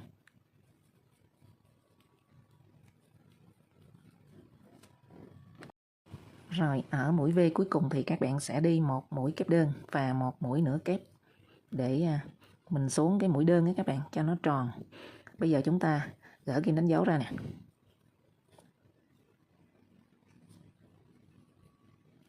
Đây, các bạn bắt đầu đâm kim vào một sợi thôi, một sợi ở phía trên. Còn một sợi ở bên dưới chúng ta chừa để mình đi cái phần màu nâu ha. Rồi, bây giờ các bạn đi mũi đơn. Các bạn đi mũi đơn đến kim đánh dấu. 1 mũi đơn. 2 mũi đơn là 7 mũi đơn đó các bạn. 3 mũi đơn. 4 mũi đơn. 5 mũi đơn. 6 mũi đơn. Gỡ kim đánh dấu ra. 7 mũi đơn. Rồi bắt đầu chúng ta không còn đánh dấu nữa. Cái vòng này là vòng cuối cùng, vòng thứ 5 đó các bạn. Mình đâm kim vào một sợi. Bây giờ để chuyển giao lên cái phần mà mũi kép đơn thì các bạn phải đi 1 mũi nửa kép. Rồi, còn lại thì chúng ta sẽ đi toàn bộ mũi kép đơn. Các bạn đi đến cuối vòng.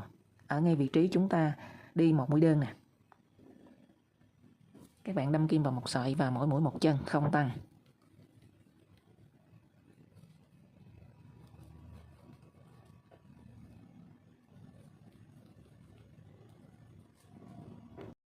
Rồi khi các bạn đi đến cuối hàng thì mình cắt chỉ và giấu sợi chỉ màu trắng luôn nha các bạn. Bắt đầu mình sẽ nối sợi chỉ màu nâu vào.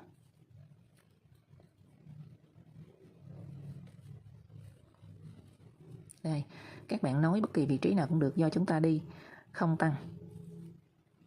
Đây, ở đây đi. Các bạn sẽ đâm kim qua, kéo sợi chỉ màu nâu lên. Mình lên 3 bính. Rồi, bắt đầu các bạn sẽ đi nè.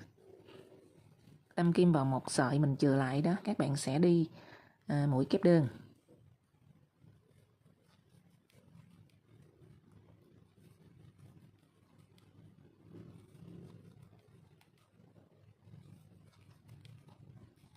Rồi, các bạn đi ở phần nào mũi kép đơn thì chúng ta đi mũi kép đơn, ở vị trí nào mũi đơn thì chúng ta đi mũi đơn và đâm kim vào một sợi như thế này. Đây các bạn. Đó. Rồi khi các bạn đi xong toàn bộ mũi kép đơn ở phần này thôi, còn ở vị trí 7 mũi đơn ở đây thì chúng ta vẫn đi 7 mũi đơn màu nâu. Và vòng ngoài cùng là các bạn đi toàn bộ mũi đơn hết.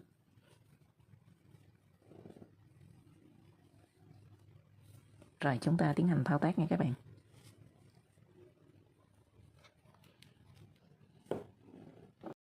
Rồi khi các bạn đi một vòng màu nâu rồi, bây giờ chúng ta kết vòng.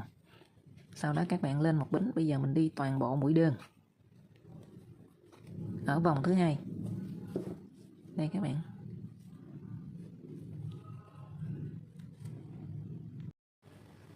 Đi hàng mũi đơn cuối cùng thì các bạn cắt chỉ ha. Bây giờ chúng ta sẽ đi cái phần màu đen để làm mắt á các bạn. Đây, và một cái vòng tròn nhỏ để mình gắn vào như thế này.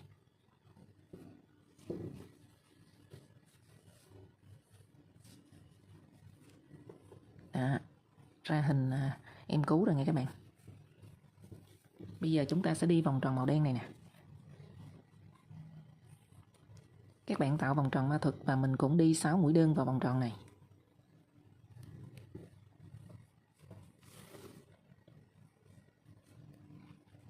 Một, hai,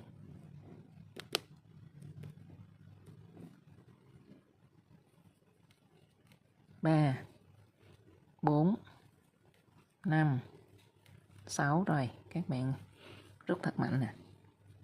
Sau đó mình kết vòng và các bạn lên vòng 2, các bạn đi toàn bộ mũi V.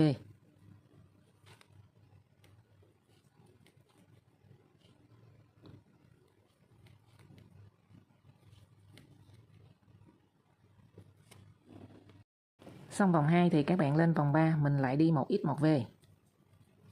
1x nè. Mũi V nè. Và chúng ta lặp lại 1x 1V đến cuối vòng nha các bạn, là mình đã xong phần mắt.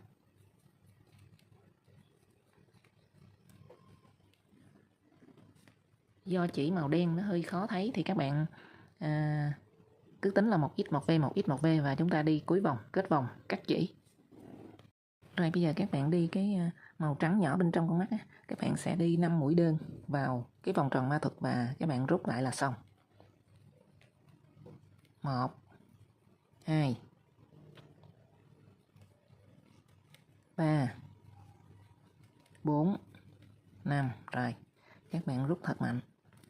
Kết vòng và cắt chỉ.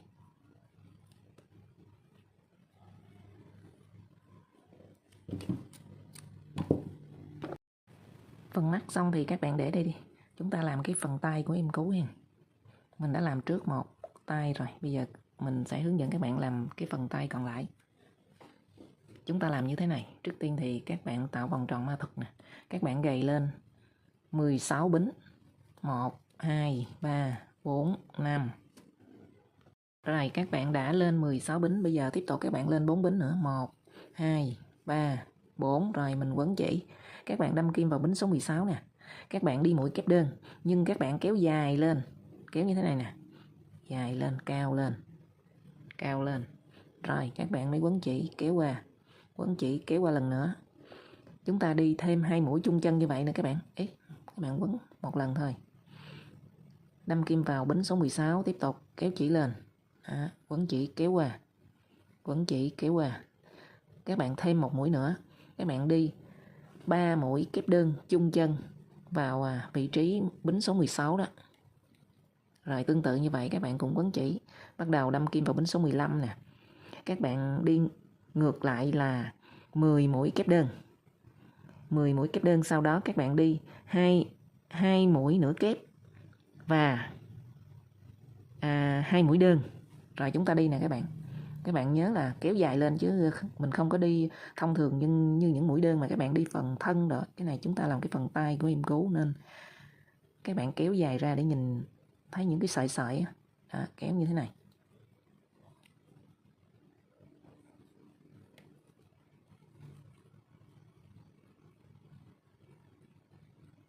Ba mũi rồi, các bạn đi 7 mũi nữa.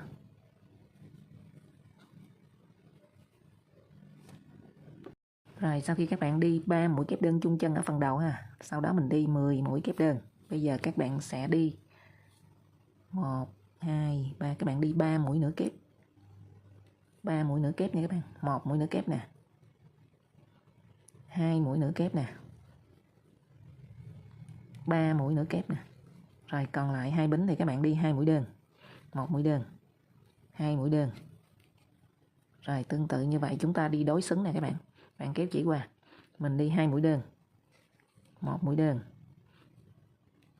Nẹp cái đầu chỉ này vào luôn các bạn. 2 mũi đơn, rồi 3 mũi nữa kép và 10 mũi kép đơn. Tiếp tục chúng ta đi thêm 3 mũi kép đơn chung chân vào vị trí cuối hàng nè. Rồi chúng ta thao tác đến cuối hàng đi, chúng ta gặp nhau các bạn. Rồi đến cuối hàng thì các bạn cũng sẽ đi 3 mũi kép đơn chung chân. Các bạn kéo dài hơn những mũi này luôn cũng được. Đây vẫn chỉ nè, đâm kim vào, kéo lên. 1 mũi nè. 2 mũi. 3 mũi rồi các bạn sẽ kết vòng. Xong rồi các bạn lộn lại cái bề phải, bề trái để cho nó có những cái sợi nổi lên như thế này cho nó đẹp nè các bạn. Rồi mình cắt chỉ ha, chúng ta đã hoàn thành cái phần tay. Bây giờ sau khi xong rồi thì các bạn sẽ dán cái phần này. Bây giờ mình sẽ ráp lại sơ sơ nha các bạn. Chưa có đủ lắm nhưng mà chúng ta ráp lại để định hình nó đi rồi mình làm tiếp. Bây giờ các bạn dùng cái phần màu trắng này dán vào mắt nè.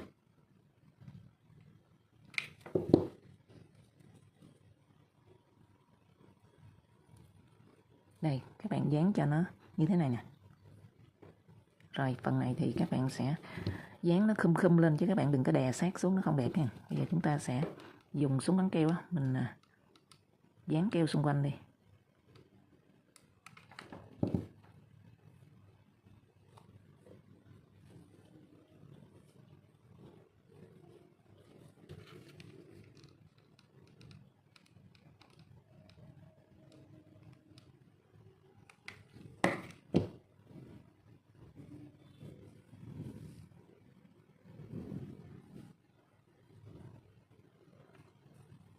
Rồi, các bạn sẽ kết hai con mắt này trước đi.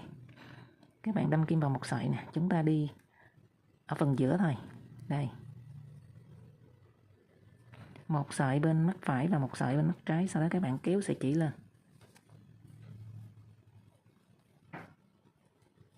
Và chúng ta tiếp tục làm như vậy các bạn, một sợi bên mắt phải nè. Rồi một sợi bên mắt trái. Rồi các bạn kéo sợi chỉ trượt lên.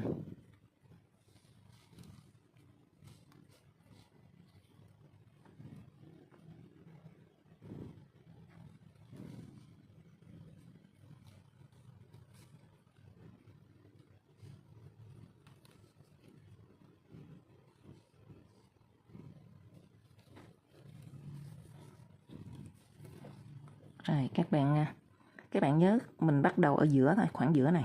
Rồi chúng ta ráp cái phần tay vào này các bạn. Đến đây các bạn trượt thêm một mũi nữa đi. Rồi bắt đầu các bạn sẽ đâm kim vào một sợi của phần tay nè. Rồi một sợi của phần mắt. Trượt lên. Và tiếp tục như vậy các bạn trượt đến cái phần giữa này đi. Chúng ta đi như thế này.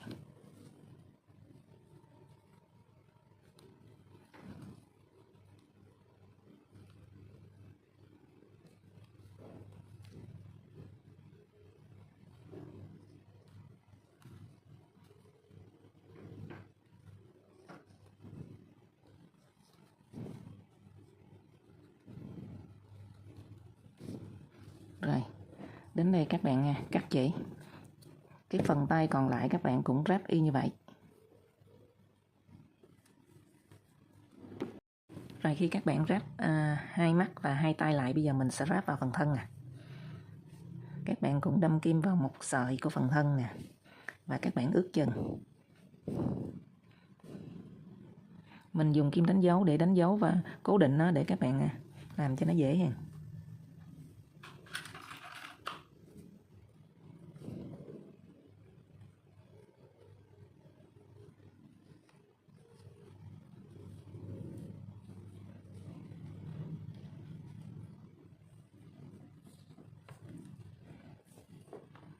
Rồi các bạn sẽ đâm kim một sợi vào phần cánh nè. Rồi chúng ta đâm kim một sợi vào phần mắt. Các bạn định vị ở vị trí này, xong chúng ta sẽ vuốt ra thì ở ngay vị trí nào thì mình sẽ kết vào cái mũi đó nha các bạn.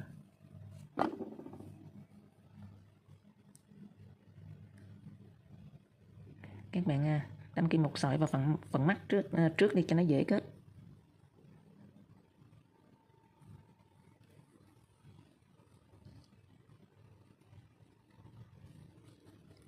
Kéo sợi chỉ lên.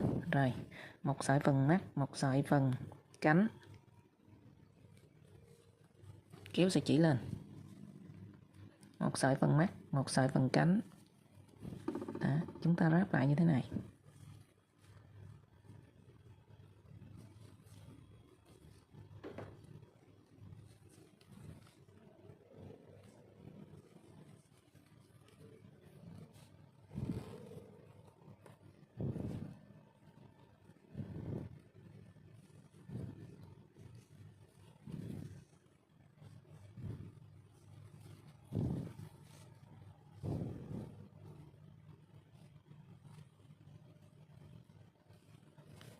Rồi đến phần giữa này thì các bạn trượt ở trên phần bụng nó ha.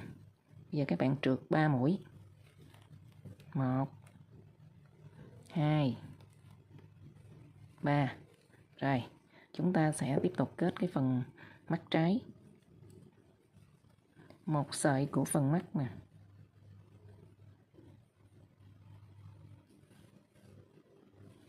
Rồi một sợi của phần bụng nè.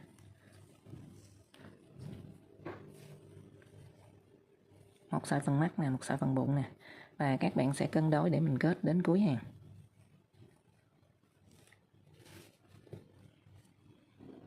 Rồi, khi các bạn ráp xong thân, cánh, mắt, tai, bây giờ các bạn làm cái phần đỉnh đầu đây chút xíu nè. Bây giờ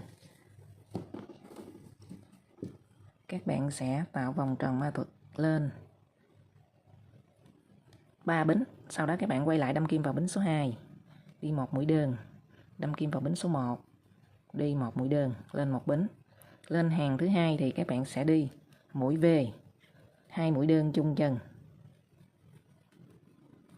Rồi, lên hàng thứ ba, các bạn đi ở hai bên, mỗi bên là các bạn đi mũi V, còn ở hai mũi giữa thì các bạn đi mỗi mũi một chân. Đây.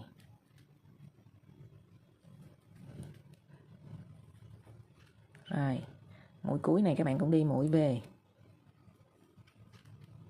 Lên một bính, các bạn xoay lại ở hai bên bìa này nè, lúc nào các bạn cũng đi mũi V hết. Rồi, bây giờ các bạn sẽ đi một mũi đơn, sau đó các bạn đi mũi V ở giữa nữa để các bạn tăng. Rồi, chúng ta lại đi 2 mũi đơn. Cuối cùng là các bạn sẽ đi mũi V nữa. Rồi, các bạn lên một bính ở hai bìa này. Các bạn lại tiếp tục đi mũi V.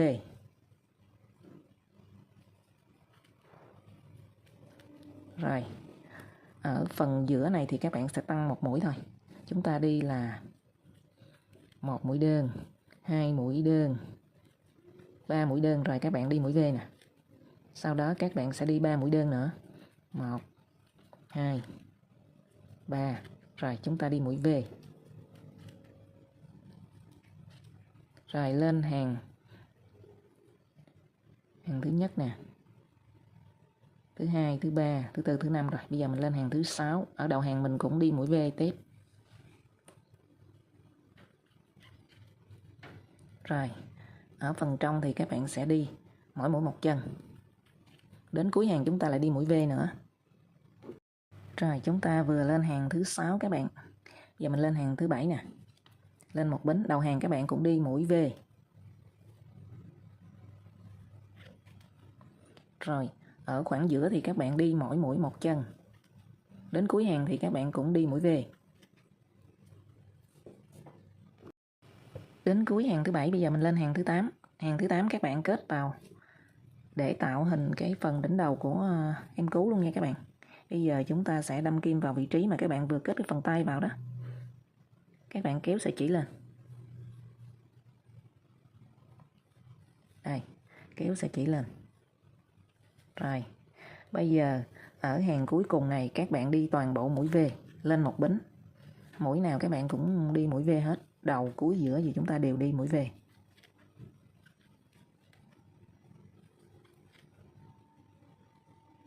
Khi các bạn đi đến cuối hàng, gỡ kim ra và mình cũng kết vào cái vị trí mắt tay nè. Giờ mình kết cái phần tạo cái đỉnh đầu của em cú đó, các bạn cũng kết vào đây luôn. Mình cắt chỉ. Rồi.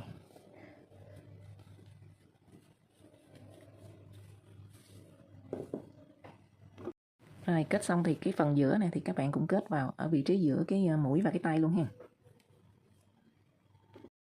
Rồi bây giờ sau khi xong thì các bạn sẽ dán vào nha.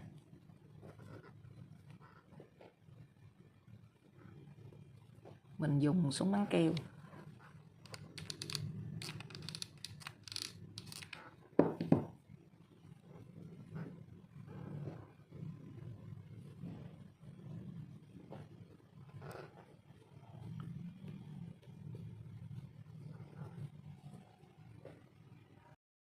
Rồi các bạn dán sơ đi, chúng ta sẽ đi phần chân nè, phần ngay cái mỏ nè, và các bạn sẽ đi một cái nhánh cây và lá. Rồi chúng ta thao tác các bạn. Mình làm phần chân như thế này các bạn. Mình sử dụng màu cam. Bây giờ các bạn sẽ gầy lên 6 bính. 1, 2, 3, 4, 5, 6. Rồi các bạn sẽ quay lại đâm kim vào bính số 5. Các bạn sẽ đi một hàng 5 mũi đơn. 1 mũi đơn, 2 mũi đơn, 3 mũi đơn,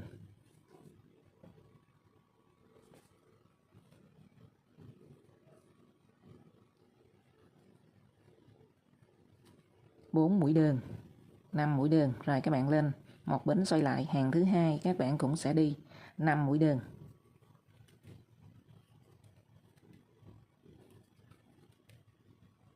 Rồi hàng thứ ba là các bạn ở đầu hàng thì mình vẫn đi 1 mũi đơn, và chúng ta sẽ đi giảm bớt một mũi là 2 mũi chụm đầu là 2 mũi. Còn lại thì các bạn sẽ đi 2 mũi nữa là 4. Lên một bính là hàng thứ ba rồi nha các bạn. Lên hàng thứ tư, đầu hàng các bạn cũng đi mỗi mũi một chân nè. Ở giữa thì các bạn đi giảm một mũi nữa, 2 mũi chụm đầu, và cuối cùng là còn một mũi là chúng ta 4 hàng đến hàng thứ tư thì còn 3 mũi. Lên một bính các bạn xoay lại, các bạn đi 3 mũi, 1, 2, 3. Rồi bây giờ các bạn cắt chỉ ha. Rồi bây giờ các bạn đi sợi như thế này nè. Các bạn dùng kim khâu len nè, mình xỏ chỉ đôi. Sau đó các bạn sẽ đâm kim vào cái phần mà mình gầy 6 mũi bính đó. Mình đi 5 mũi đơn đó, các bạn sẽ đâm kim từ dưới lên. Rồi các bạn xoắn lại như thế này. Và mình đâm kim vào hàng này là hàng thứ 5 á các bạn, kéo chỉ xuống. Tiếp giáp hàng thứ tư và hàng thứ 5 đó. Sau đó các bạn đâm kim vào chân mũi tiếp theo nè, kéo lên, tiếp tục xoắn. Rồi các bạn lại xỏ kim vào đúng cái vị trí các bạn vừa xỏ cái sợi trước đó. Rồi chúng ta lại lên mũi thứ ba ở hàng 5 mũi đơn đó, các bạn xoắn lại. Lúc này mình lại xỏ xuống dưới hàng cuối cùng luôn. Rồi xỏ lên lại ngay vị trí đó luôn, ngay vị trí mũi thứ ba. Xoắn tiếp, kéo xuống. Rồi xỏ lên cái mũi thứ tư, xoắn, đâm kim vào cái mũi thứ ba nè. Rồi xỏ lên mũi thứ 5, các bạn xoắn.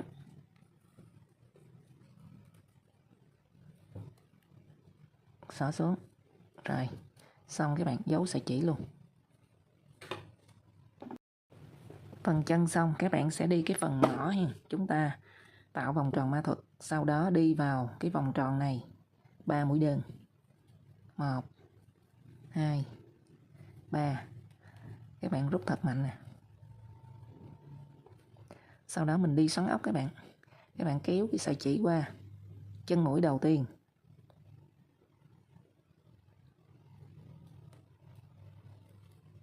Kéo chỉ lên, mình đi xoắn ốc. Rồi. Tiếp tục các bạn đi vòng tròn nè.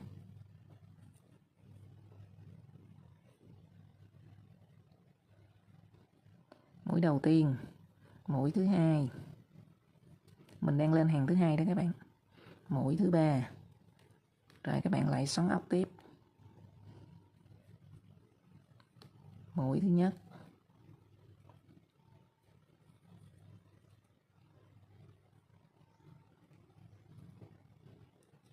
Mũi thứ hai. Mũi thứ ba. Rồi bắt đầu lên hàng thứ tư thì các bạn tăng lên một mũi. Đây. Bắt đầu lên hàng thứ tư nè, các bạn đi mũi đầu đi. Mũi tiếp theo các bạn sẽ tăng 2 mũi chung chân. 1 mũi nè. 2 mũi chung chân. Còn một mũi còn lại của hàng thứ tư. Rồi. Sau đó các bạn lên hàng thứ 5. Hàng thứ 5 thì đầu hàng nè. Các bạn tăng 2 mũi chung chân.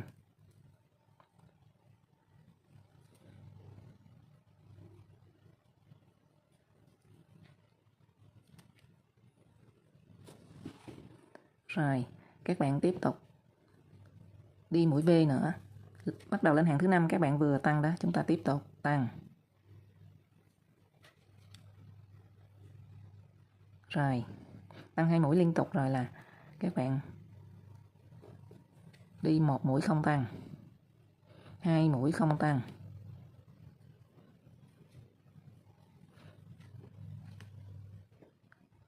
Rồi mũi cuối cùng các bạn tăng. Là mình đã lên hàng thứ 5 rồi. Bây giờ hàng thứ 6 nè, tiếp tục mình đi xoắn ốc nè. Hàng thứ 6 đầu hàng các bạn đi 1 mũi nè. Tiếp tục. Mũi thứ 2. Mũi thứ 3. Mũi thứ 4.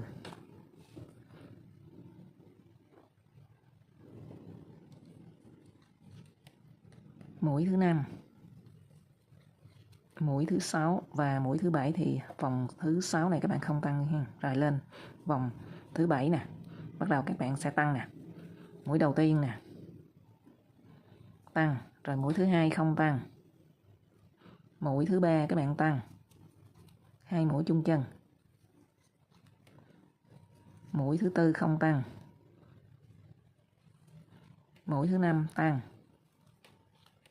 Mũi thứ 6 không tăng. Mũi thứ 7 tăng.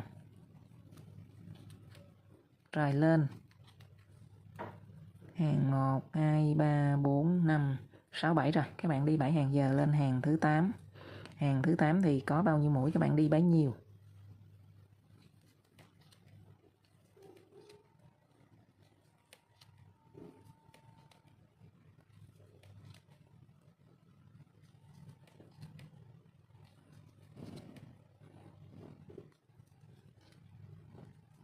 Sau đó cuối hàng thì bắt đầu các bạn giảm nè. Chúng ta đi 2 mũi chung chân.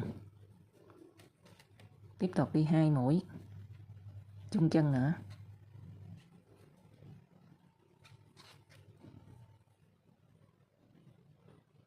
Rồi cuối cùng là các bạn đi 2 mũi chung chân nữa. Còn cái khoảng trống còn lại thì các bạn để đó, chúng ta cắt chỉ mình khâu lại thôi.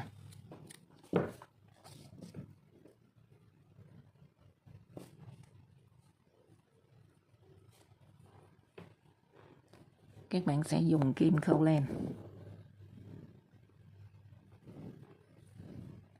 Các bạn khâu lại.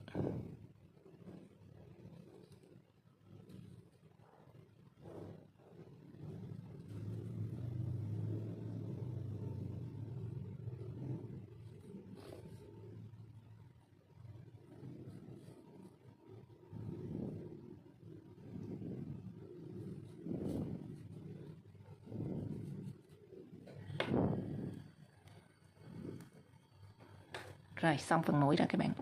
sẽ làm phần nhánh cây ha. Chúng ta tạo vòng tròn mã thực và đi vào vòng tròn này 5 mũi đơn. 1 2 3 4 5. Rồi, các bạn cũng đi xoắn ốc. Các bạn đâm kim qua chân mũi đầu tiên, kéo lên, tiếp tục đi mũi đơn.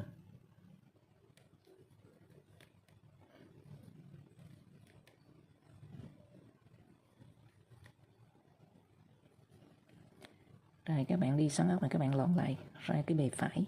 Đây. Chúng ta đi xoắn ốc cái độ dài khoảng tầm 20 cm các bạn. Đây, các bạn đi như thế này nè.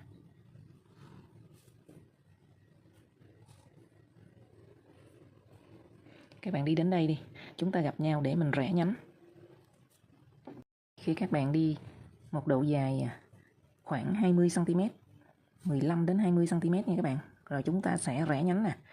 Các bạn sẽ không có đi tròn vòng nữa mà chúng ta sẽ đâm kim qua cái mũi chân. Ở đây xung quanh này là 5 mũi thì các bạn sẽ đâm kim qua chân mũi thứ 3. Bắt đầu mình đi xoắn ốc tiếp. Các bạn chừa lại 2 mũi ở bên đây.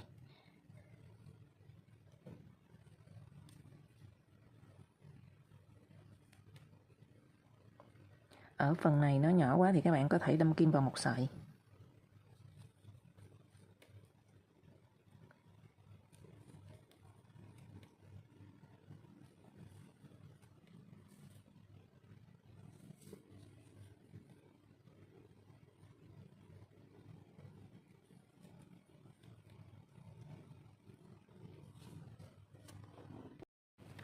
Rồi bây giờ sau khi các bạn đi ra một nhánh rồi, chúng ta quay lại. Mình đi nhánh thứ 2. Còn 2 mũi thì các bạn sẽ đi 2 mũi, đồng thời chúng ta sẽ tăng thêm một mũi nữa để thành 3 mũi. Các bạn sẽ đi 3 mũi một nhánh dài ra.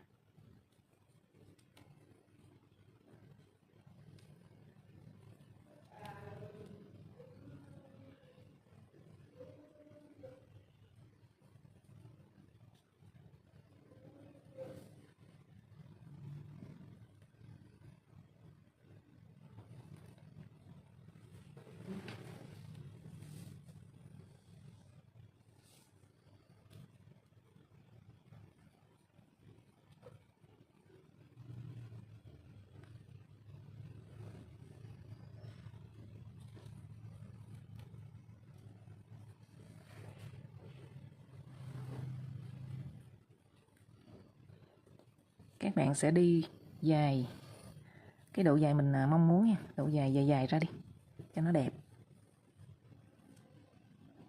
Rồi chúng ta làm phần lá luôn các bạn. Mình ráp một lượt luôn. Phần lá lên nữa là chúng ta hoàn thiện. Các bạn gầy lên 10 bính. 2, 3, 4, 5, 6, 7, 8, 9, 10. Rồi, các bạn sẽ đâm kim vào bính số 9 nè. Các bạn kéo chỉ trượt lên để tạo mũi nhọn. Rồi mình đi một mũi đơn, một mũi nửa kép. Còn lại là các bạn đi mũi kép đơn. Là 3 mũi rồi, một mũi kép đơn nè. 2 mũi kép đơn, 3 mũi kép đơn, 4 mũi kép đơn. Rồi bắt đầu chúng ta sẽ giảm một mũi nửa kép và một mũi đơn.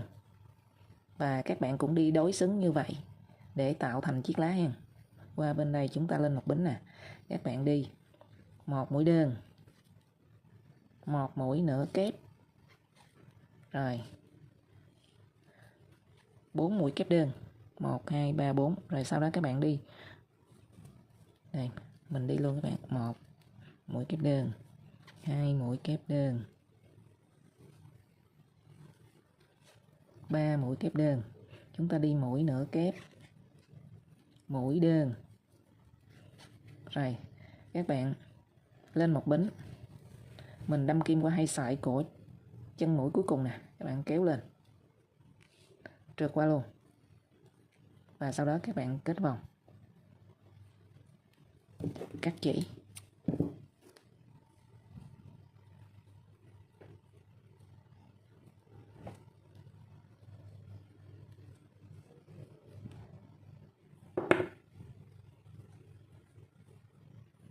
Rồi mình đã tạo thành chiếc lá. Các bạn chỉ ráp vào thôi. Rồi bây giờ mình ráp lại nè các bạn. Trước tiên thì mình sẽ ráp hai cái chân vào trước nè.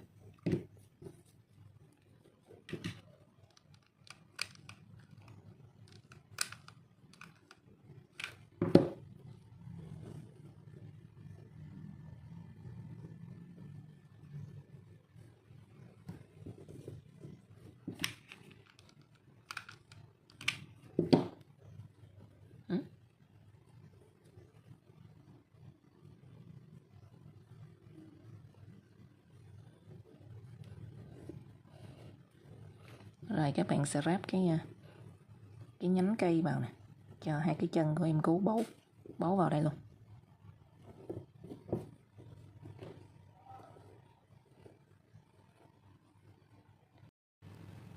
Các bạn sẽ dán cái mỏ vào, bít cái lỗ ngay giữa này luôn.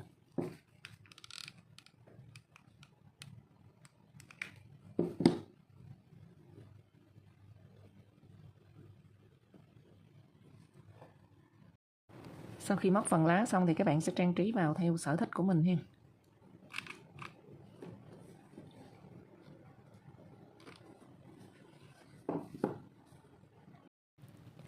Vậy là mình đã hướng dẫn xong phần móc chiếc túi con cú đó các bạn. Các bạn thích màu xám hay là màu xanh? Các bạn hãy nhanh tay chọn màu chỉ mà mình yêu thích để thao tác một chiếc túi bổ sung vào bộ sưu tập túi của mình nhé. Mình chúc các bạn móc thành công. Cảm ơn các bạn đã xem video.